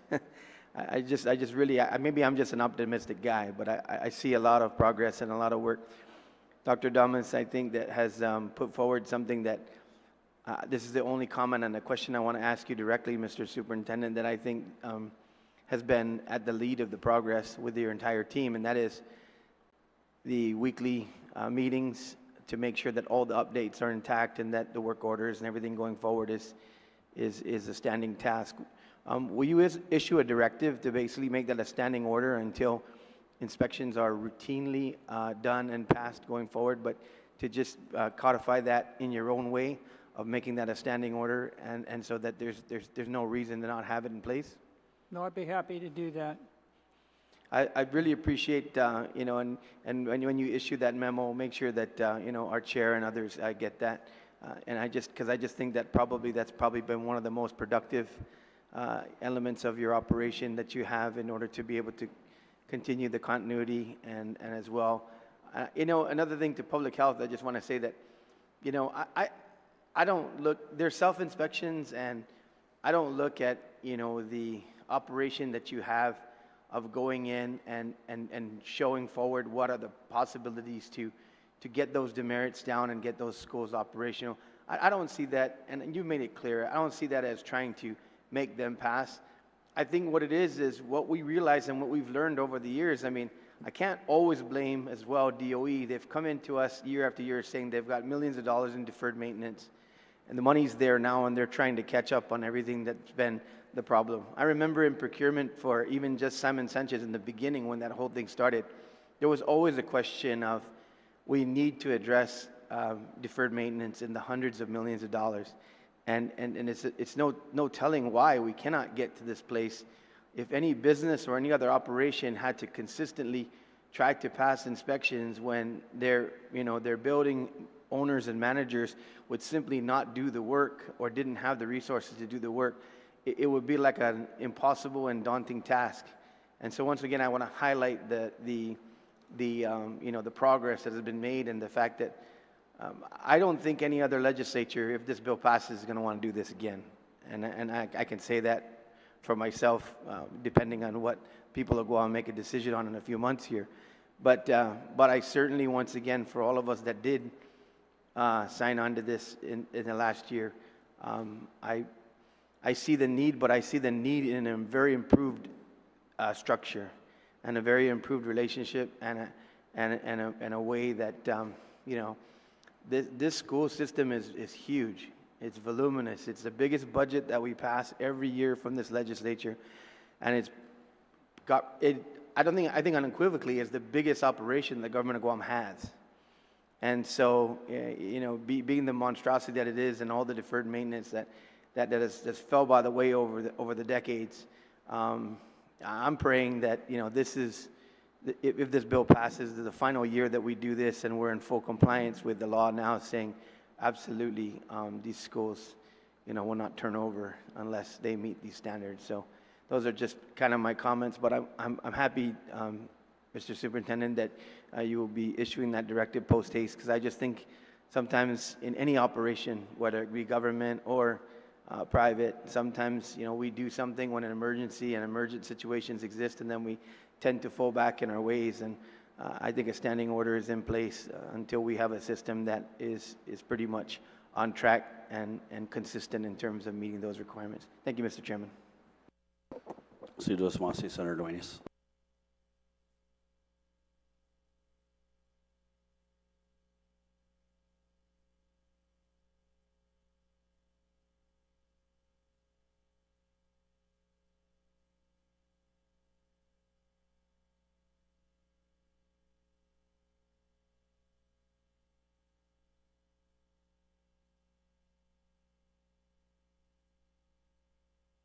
Senator Barnett, you are recognized at this time.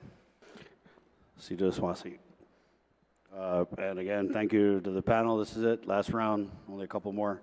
But I first wanted to, again, for the first time, thank Task Force Talon out of the Guard under the leadership of Captain Tom Borgonia. They are normally out at the THAAD site, but on their weekends, they go out to the schools, and they've been assisting preparation for the upcoming school year, and just also water blasting, all that kind of stuff. So very grateful for that assistance. But I did kind of want to ask, I guess, Mr. Superintendent and your team. So maybe if you could explain how some of these public health regulations also intersect with the tenets of the Adequate Education Act. Because we talk about not meeting the public health regulations, for example, the temperature control, we're also not meeting that part of the Adequate Education Act. And although many of my colleagues over the last couple of days have talked about what you said last year, which is you wouldn't allow kids to go into schools that aren't safe. But since we were in that emergency session a year ago, we all know the Department of Education is being sued by 10 different families for violations of the Adequate Education Act. So while we talk about not meeting the public health requirements, I just worry that when we dispense of that for another year, that obviously we're placing the Department of Education, you and the board, into even more of a state of liability. So what are your thoughts on that?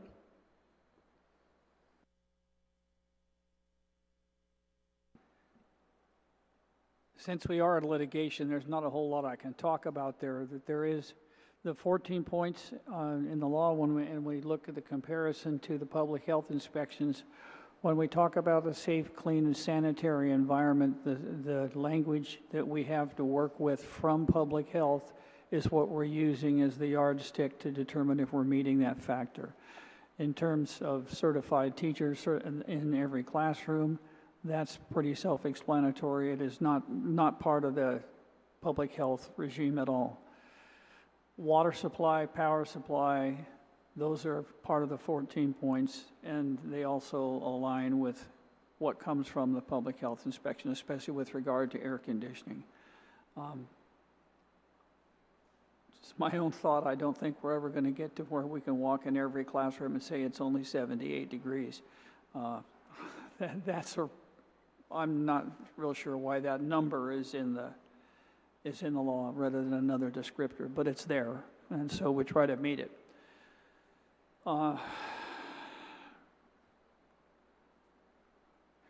The other points in the law that deal with counselors, public health officials, all of that, that bears on our budget, that conversation, but it doesn't bear on the inspections from public health. But there is an intersect with some of the public health requirements and some of the requirements in the adequate absolutely, education. and that's what we use as the standard, is the public health And standard. that's what I worry about is when we're throwing out these public health rules and regs for another year. I just worry about the increased liability. I know last year we started the school year a little bit late, August 23rd, and I think Senator Perez kind of touched on this, but was there ever any thought given to delaying the start of the school year again so that you can address some of the issues in these schools that are awaiting inspection? We had not looked at delaying the start this year. We're really trying to get to having a whatever normal school year is, because it's been 4 or 5 years since you've had one of those, but under the structure, so that we have the professional development days during the course of the school year and have the parent conference days that are normally there. That's what was lost last year was we moved everything to the front. And if we were to do that again, yes, we could do that again, and that would give us time to get a couple more schools inspected. So you could do that again, and it would give you time to get a couple more schools inspected and ready. There's always another ripple that comes from it. But yes, we could do that. I mean, we're in an ocean full of ripples right now. Was there ever, or is there a backup plan, or had you guys put together any kind of plan in the event that this bill didn't pass, or in the event that this bill didn't exist? We don't have it fleshed out, but we have been working on one. Yeah, that's just some of the things I hear. I got a message from a parent here. GDOE would be scrambling to figure out how to deal with double sessions, online learning, alternate days, etc. Please press the department to come up with a plan for each of the 18 schools in the event that they fail their inspection so that parents can prepare in advance. Is that something that you're working on? Well, that's certainly something that we're concerned about. Yeah. I mean, you just go down the list of 18 schools, and if this school fails, then they're going to partner with that one. And just the order of priority, is it double sessions first, then alternating school schedule with online learning as an absolute last resort? Because we were able to go through most of last year without online learning. On the surface, yes. However, that's driven by the actual capacities. You might have to go to Plan B rather than Plan A. I also wanted to go over some of the things that the legislature has done. There was a comment yesterday about the legislature not providing enough support. Okay. As you know, we appropriated $20 million. We appropriated another $10 million for operations.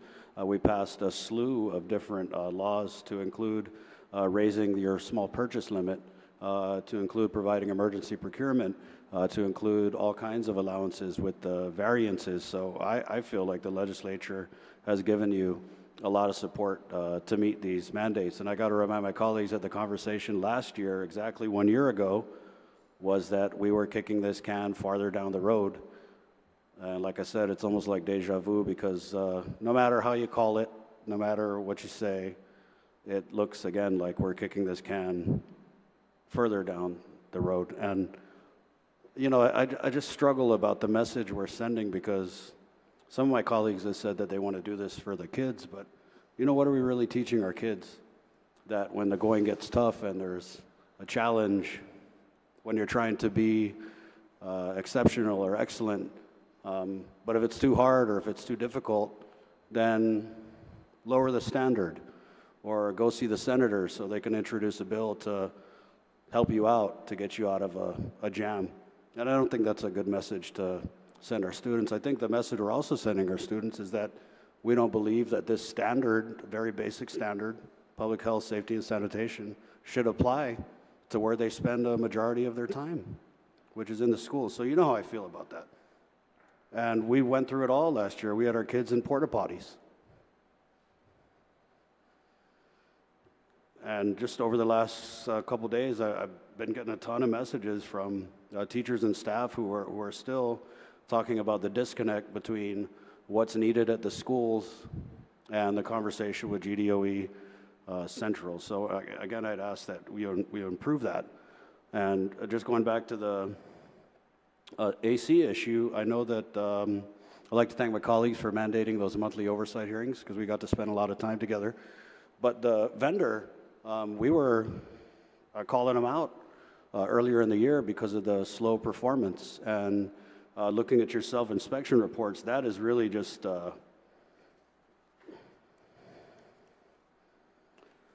one of the biggest issues. I mean, a lot of these self-inspection reports, when they list the classrooms that are awaiting ACs, I mean, it's a lot of lines and a lot of ACs. So have you had any other conversation with this AC vendor? Because that, again, is it's not only a public health requirement, it's also one of the requirements of the Adequate Education Act. Yes, we have had with my maintenance staff and the people that are supervising the contract, and with our procurement office, we're pushing them as hard as we can to get the job completed.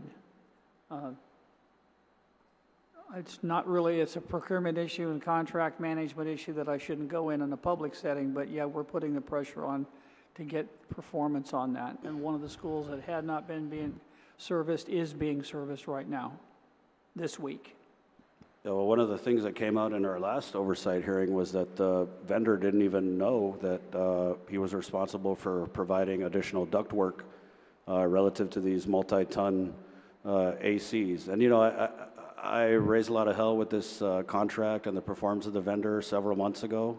But I kind of felt like I had to let up because I worried that because of the lack of performance, lackluster performance of this contract, that, I mean, there might be valid reason to just throw it out and start all over, which I don't want to do. But, at what point do we just tell this vendor, like, gosh, donuts, hire some more people, Because that's a lot of the concern I get is about these air conditioners. Machinao, which you sent staff up to Tumuning Elementary, DL Perez, I mean, the list goes on and on and on. And I want to say we're almost half a year or more into this contract. I remember looking at the qualifiers in the contract, and they had violated this, way back in the beginning. So I'm not sure what else you can do to pressure them to work faster, but whatever it is. We're doing what we can with it. Jimmy, did you want to speak to it at all? So currently, Senator, there is issues with the contract. I don't know if you want to discuss this openly or you want to discuss it on the sidebar. That's really up to you. All you have to do is give me the signal and we can discuss it. Well, I think we've determined in the last few oversight hearings that, yeah, and just based on the numbers that you provided, I haven't seen an updated AC installation chart since March, but yeah, clearly there's an execution problem with this contract and with this particular vendor. So I guess we could leave it at that, but where are we in terms of trying to up the ante on the deliverables? Currently, we have like 5 priorities. We had to bring him back to Marshall, so he just had 5 people resign on him. The pressure is on, and I don't think they can stand the heat, and they're starting to walk away. I don't know how much pressure we need to put on him. But that's what's happening right now. Right now, currently, we installed like maybe 1,172 air cons. That's from split ducted all the way up to package. But like I said, that's people are walking away from him now because of the pressure that we put on him. Can you kind of explain for the public, and I've done my best to explain this to them as well, but when we get these multi-ton chiller units delivered at the school, what's the issue with the ductwork? Because I'm talking to people at the schools and they're saying, hey, we got the AC delivered, you know, way back, but we haven't even turned it on yet. So there was a despair in the contract where we had to bring in the vendor, sit him down, and let him understand that all of the package units that were brought in, he had to include all the ducting. So we finally got to that, and he agrees. But now we have package units that are supposed to be split ducted units. And a lot of the split ducted units, in order for us to convert them or retrofit them, there's a cost to it. And it's a cost that's not in the contract. So currently we use the 10%. We already use the PO mod. We're at 10% max already. So those, the ones that we approved, he's moving forward of those. But the remaining, we're going to have to put it on a new bid. And that's another delay for the AC installations. Because we couldn't keep the package and order in the split ducted, there was a cost of upwards in $5-6 million. So the cheapest way was to keep our package units and convert them. And that was the math. We had a discussion, and that was the cheapest way to do it. That's how the biggest bang of the buck for the public we would get. But right now, like I said, everything that's at the 10% has already been moved forward. Now we're moving forward into making a contract for the conversion. Thank you for that clarification. And yeah, I mean, over the previous school year, we had been in receipt of a lot of communications. I was up at UP Elementary, sitting in a teacher's classroom that was 90 degrees. Same thing with Marshall Sablan.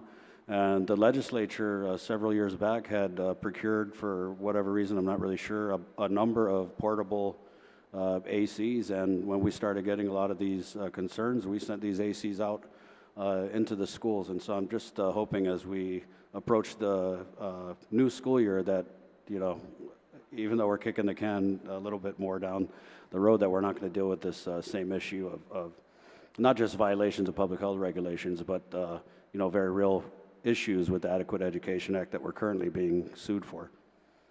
Senator, I would like to add that we have a process in place now. We didn't have it 2, 3, 4 months ago, but there's a process in place now that will ensure us that we will have the ACs that are required.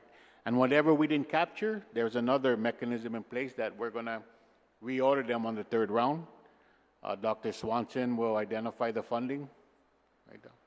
And we're going to bring in the remaining air cons and have them installed. But this time, we'll have the right air cons, the right voltage for, because up in UP, let me have this now up at UP, they're all package units, but the voltage is wrong. So now we have to go outside, and we went and checked the contract. They're not responsible for the step-up transformer. So now we have to purchase that. So it's just one finding after another, and it's very frustrating. And it looks like we don't know what we're doing, and I guess that's our fault. We're going to have to take the hit on that. But it was a scope of work that was written before our time. So we inherited this problem, and we're trying to rectify it legally. We don't want to go outside and do under-the-table stuff. We don't want to do that. We want to do it. We want to meet it head-on. And that's what we're doing now. It might take a little longer. We might get criticized for it, but we're doing the right thing. Another question for DOE. So you conducted these self-inspection reports this month. So can you describe the process for when you conduct these self-inspection reports based on the public health criteria? And according to these self-inspection reports, 14 of the 18 schools awaiting inspection failed. So from the time you conduct these self-inspection reports to the first day of school, what happens to address a lot of these violations and demerits that are discovered by your staff when you conduct these self-inspections? What we did was we had our safety, Ed Brown, our safety administrator, we had him and a team go to those schools to validate the scores. What we didn't do, and Chris and I were talking earlier, is that we actually should have the schools factor in the variances and make the deductions so that the demerits aren't so high. So what you're seeing on the website is the school's self-inspection score, and then facilities and maintenance going into the schools and verifying those demerits, making the corrections, but it wasn't adjusted. So what have they been doing since July 9th? They actually have been taking care of what they can. So like if they see the feces of, lizards, the cockroach wings, the eggs and all that, the staff, they can take care of those things. Getting the ripped screens, for example, repaired, that's probably something that facilities and maintenance will do unless one of the staff at the school can take care of that themselves. I mentioned earlier the calcium buildup on the faucet fixtures, the water fountains. They're taking care of those things. And it's not because they're still pending inspection, but we want to make sure that these things are in tip-top shape when the students come to school. Yeah, that's why I've prepared an amendment that would require walkthrough inspections prior to the opening of these schools, because I think, all the things you described aren't reflected in these self-inspection reports. So as a public school parent, when I go on these, the website and I read the self-inspection reports and I see, 58 demerits, all I see is that the school ain't safe or clean enough for our public school students. So for me, schools that are awaiting inspection are now going on their second year with absolutely no engagement with public health. And based on your self-inspection reports, I think it's very clear that there needs to be some type of follow-up inspection to verify, the condition of these schools. If public health is not wanting to be involved with that, then, we'll figure it out. But I did have one last question for Mr. Terry. So you put out a press release stating that you were going to accelerate the inspection of the public schools, but was that contingent upon the passage of this bill? No, the press release was a move forward from the acting director Areola to push forward, and we submitted testimony for Bill 317, and we said, regardless of where GDOE is at, we will drill down and inspect these schools. We're still going to do it whether 317 passes or not. The only difference is if 317 passes the way it is written now, we might slow down a little bit to allow GDOE to really work on the improvements they can make. I don't know if all the walls have been broken down and termites or plumbing leaks or water leaks have been found. So in that sense, that's basic. We'll continue back with the status quo of how we were responding. But our goal is to try to get everything inspected. That just may not result in 18 schools being open. So, yeah. Thank you for that. And I guess my last thought is, if the superintendent has stated, and if his past history is any indication that he will not operate a school that has failed inspection, then I would suggest that we just take this out of the bill if that's an authority that he's not willing to use. Sidus Masi, thank you. Sidus Masi, Mr. Chairman. Speaker Tulay, you are recognized at this time. Sidus Masi, Mr. Chair. So again, the bill does two things. It allows GDOE to continue to operate schools that are awaiting inspection. And then, so they make a list of schools that are awaiting inspection, which are all the other schools that are not inspected yet, that will potentially fail if inspected today. But they do say on their inspection status report that they estimate 4 weeks for almost each of these schools to come into compliance. And they've increased their staff from 30 to 50 now, right, or something, maybe even smaller, but now up to 50. So that's very encouraging, and the progress you made is very encouraging. I can't help but think that if it's only 4 weeks to prepare these schools, if we had more teams, right, that we could prepare these schools. That's what we talked about last year when we were going to make this huge exception to compliance with sanitary rules and regs for schools, is that we would get the whole of the government to assist. We would get all the agencies and their teams to come in and help. It's, you know, only 18 now, maybe minus 5, because the 5 need the construction, right? So, what is that, 12, 5, 7, 8, 13 schools. We've got, I'm sure, over 13 agencies in the government, and that could help. I don't know, is DPW lending any assistance to GDOE for like taking on one school and making all the repairs, something like that? That would be, if we could double our teams up, we've got, you know, a GDOE team, if we could get a DPW team to help. To my knowledge, the only assistance that's been provided or requested has been, I think, bush cutting services. No, it's the backhoe. They're letting us utilize a backhoe and an operator. That's the only service, yeah. All right. Well, I guess it's just, yeah, we made a lot of exceptions to many laws. We said you could hire all kinds of people, you would increase inspectors, we would increase maintenance, we could do emergency procurement, all kinds of laws, hired of retirees, everything, so that we could, and that the governor had the authority to bring anybody from any agency and detail them to assist GDOE to get these schools. That was last year.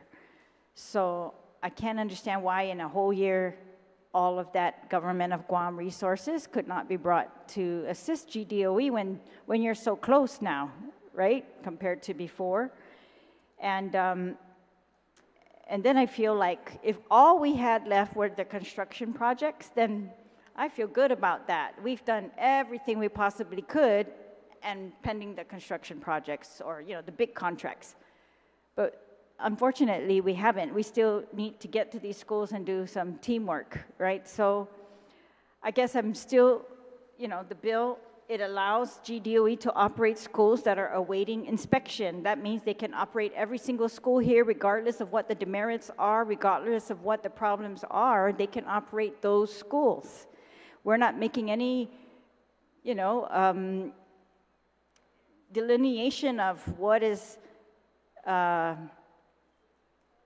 acceptable versus not acceptable. We're totally leaving that to the superintendent of GDOE to say, it is safe, I decide, which normally would sound reasonable. However, that's exactly the law that we've had in place for decades. We tried to move away from that, right? We have tried to move to sanitary rules. If they are really worth anything, then, you know, do they need to be enforced or not? And I really want to know. The other part of this bill, besides allowing GDOE to operate schools that are awaiting inspection, meaning every school, no matter what the violations are, it also allows GDOE, schools that have failed inspection, to continue to operate at the approval of the superintendent of GDOE.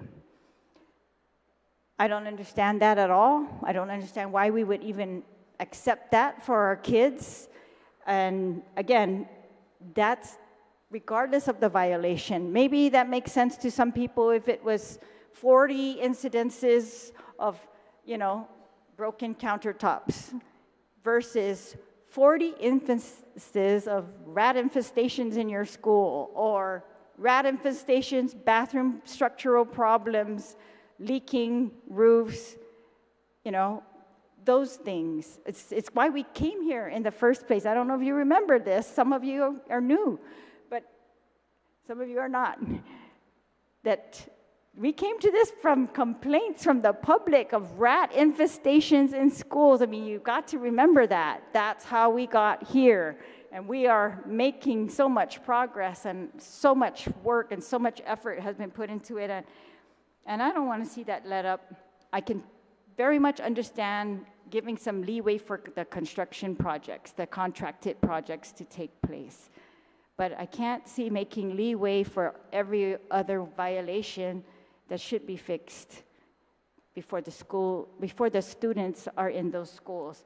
And I don't accept, maybe that's the difference between me and the others, is I'm not really sold that you tell us we're gonna put you into online learning if we don't get this. I've seen better, and there are options. There are variance options that you can exhaust. You can ask for, this is our plan. This is why when our principals have certified that they are safe, this is why they are also safe according to public health, because we've got a variance for every deficiency that we have for this school. We've listed out our mitigation plans, meaning we have a rat infestation, but this is the mitigation if there's such a thing, right? Otherwise, we are trusting you to open the schools despite the violations. That's really the basic premise. And DPHSS will not sign off on that. They refused. They didn't want to be, let me just ask them, instead of the approval of the superintendent after a school has failed inspection, can we put DPHSS instead? Can we say the schools can continue to operate despite having failed inspection at the approval of DPHSS? Mr. Uggan, Deputy Director. Yes, thank you. Hafaday Terry Uggan, Deputy Director for the Department of Public Health and Social Services. You know, that question did come up, and I think it's a fair one, absolutely. I don't think necessarily it's DPHSS alone, perhaps both GDOE and DPHS on the document. All right, well, that's the current law. Right. Apparently that was never used. They never asked for that. They never asked for, the superintendent has testified he will not open a school that has failed inspection. And that's why I'm just having a problem following the logic of, we can't open a school after it's failed inspection, but we will open them without inspection, despite knowing that we've got 72, 73, 62 violations. Yeah. There's a problem there for me, and not all of those violations are the construction project violations, right? So what if we replaced the Guam Department of Education hereby authorized to operate schools awaiting inspection? I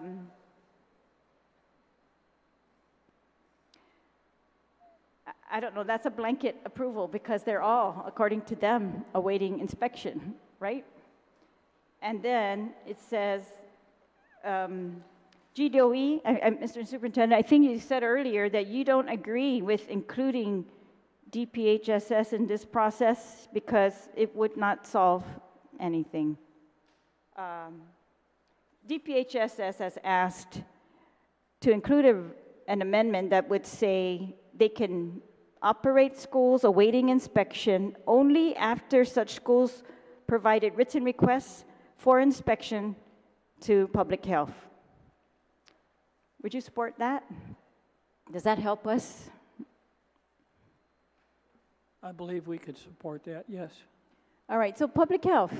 Why did you want that language? What does that do for us? Because they've requested an inspection. In my mind, this list of theirs saying awaiting inspection is a request for inspection, and we're going to wait a year. I mean, how does this language help us? That this was suggested by public health. How does that help the students be more safe? I think the recommended language was in response to this idea of awaiting inspection within a 12-month period is a little different as opposed to a, they requested the inspection and we're not moving. I think the issue is to basically try to cut their deadline shorter, give them a little bit less rope, I guess, to make those repairs and sort of, you know, fire to the feet and just push it forward. I think that was it. And in response, Speaker, to your question of of making the director of Department of Public Health and Social Services, allowing the school to open after it failed inspection. We met with GDOE after the passage of the slew of public laws that came down the pipeline. And the consensus on both ends was, why, or at least from public health point, why would we ever do that when our very regulations, you failed? So for me to allow you to open, or the director, public health, it waters down the severity and the whole point of the regulations to begin with. So we basically said that, and Dr. Swanson agreed that it would behoove them not to allow the school to open. So Would not. Public health would not allow a school that has failed inspection to open, right? No. Despite being given that authority by law, you would not do it. No. That's my understanding, because that is logical to me. Because otherwise, throw the rules out. Throw them out. They're not absolutely necessary, and we really need the ones that are absolutely necessary for our schools right now. And does public health agree that the superintendent of GDOE should be able to determine that a failed inspection school should be able to operate?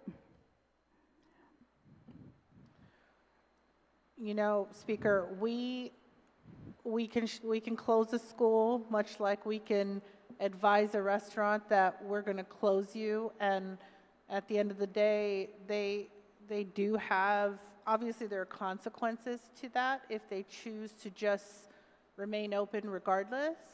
But at the same token, we are a regulatory arm, but we're not a law enforcement arm where we're going to send the police down there to enforce our permit and the fact that they failed an inspection. It wouldn't work that way. All right. And I have great respect for the principles and the work of GDOE. So please don't think that anything I'm saying here is saying otherwise. But I'm just trying to remind us all of how we got to this place. And that was because we gave so much discretion and we were not able to really enforce any of it, right? And so now I'm thinking, yes, of course, it's an impediment to have to do double sessions. It's an impediment to have to do any other, sharing the day or something, sharing one side of the school as opposed to the whole expanse. All of it is. But I also think that these violations that are listed on these schools that we're going to open by this bill, these have to have been also impediments to learning. Mold, rats, rodents, bathrooms that are not working. I don't know. Those are the daily complaints that we received prior to mandating that public health was going to inspect every school. And it was the discretion that GDOE had. Sorry, my time is up, but those are my concerns. Yeah, but thank you for your answers. Thank you. Madam Speaker. At this time, we've concluded the 2 rounds of questions and comments for the panel. So we're going to go ahead and thank you guys for being here. Very appreciated. We're going to go ahead and release the panel. Thank you. Then we're going to take a short recess.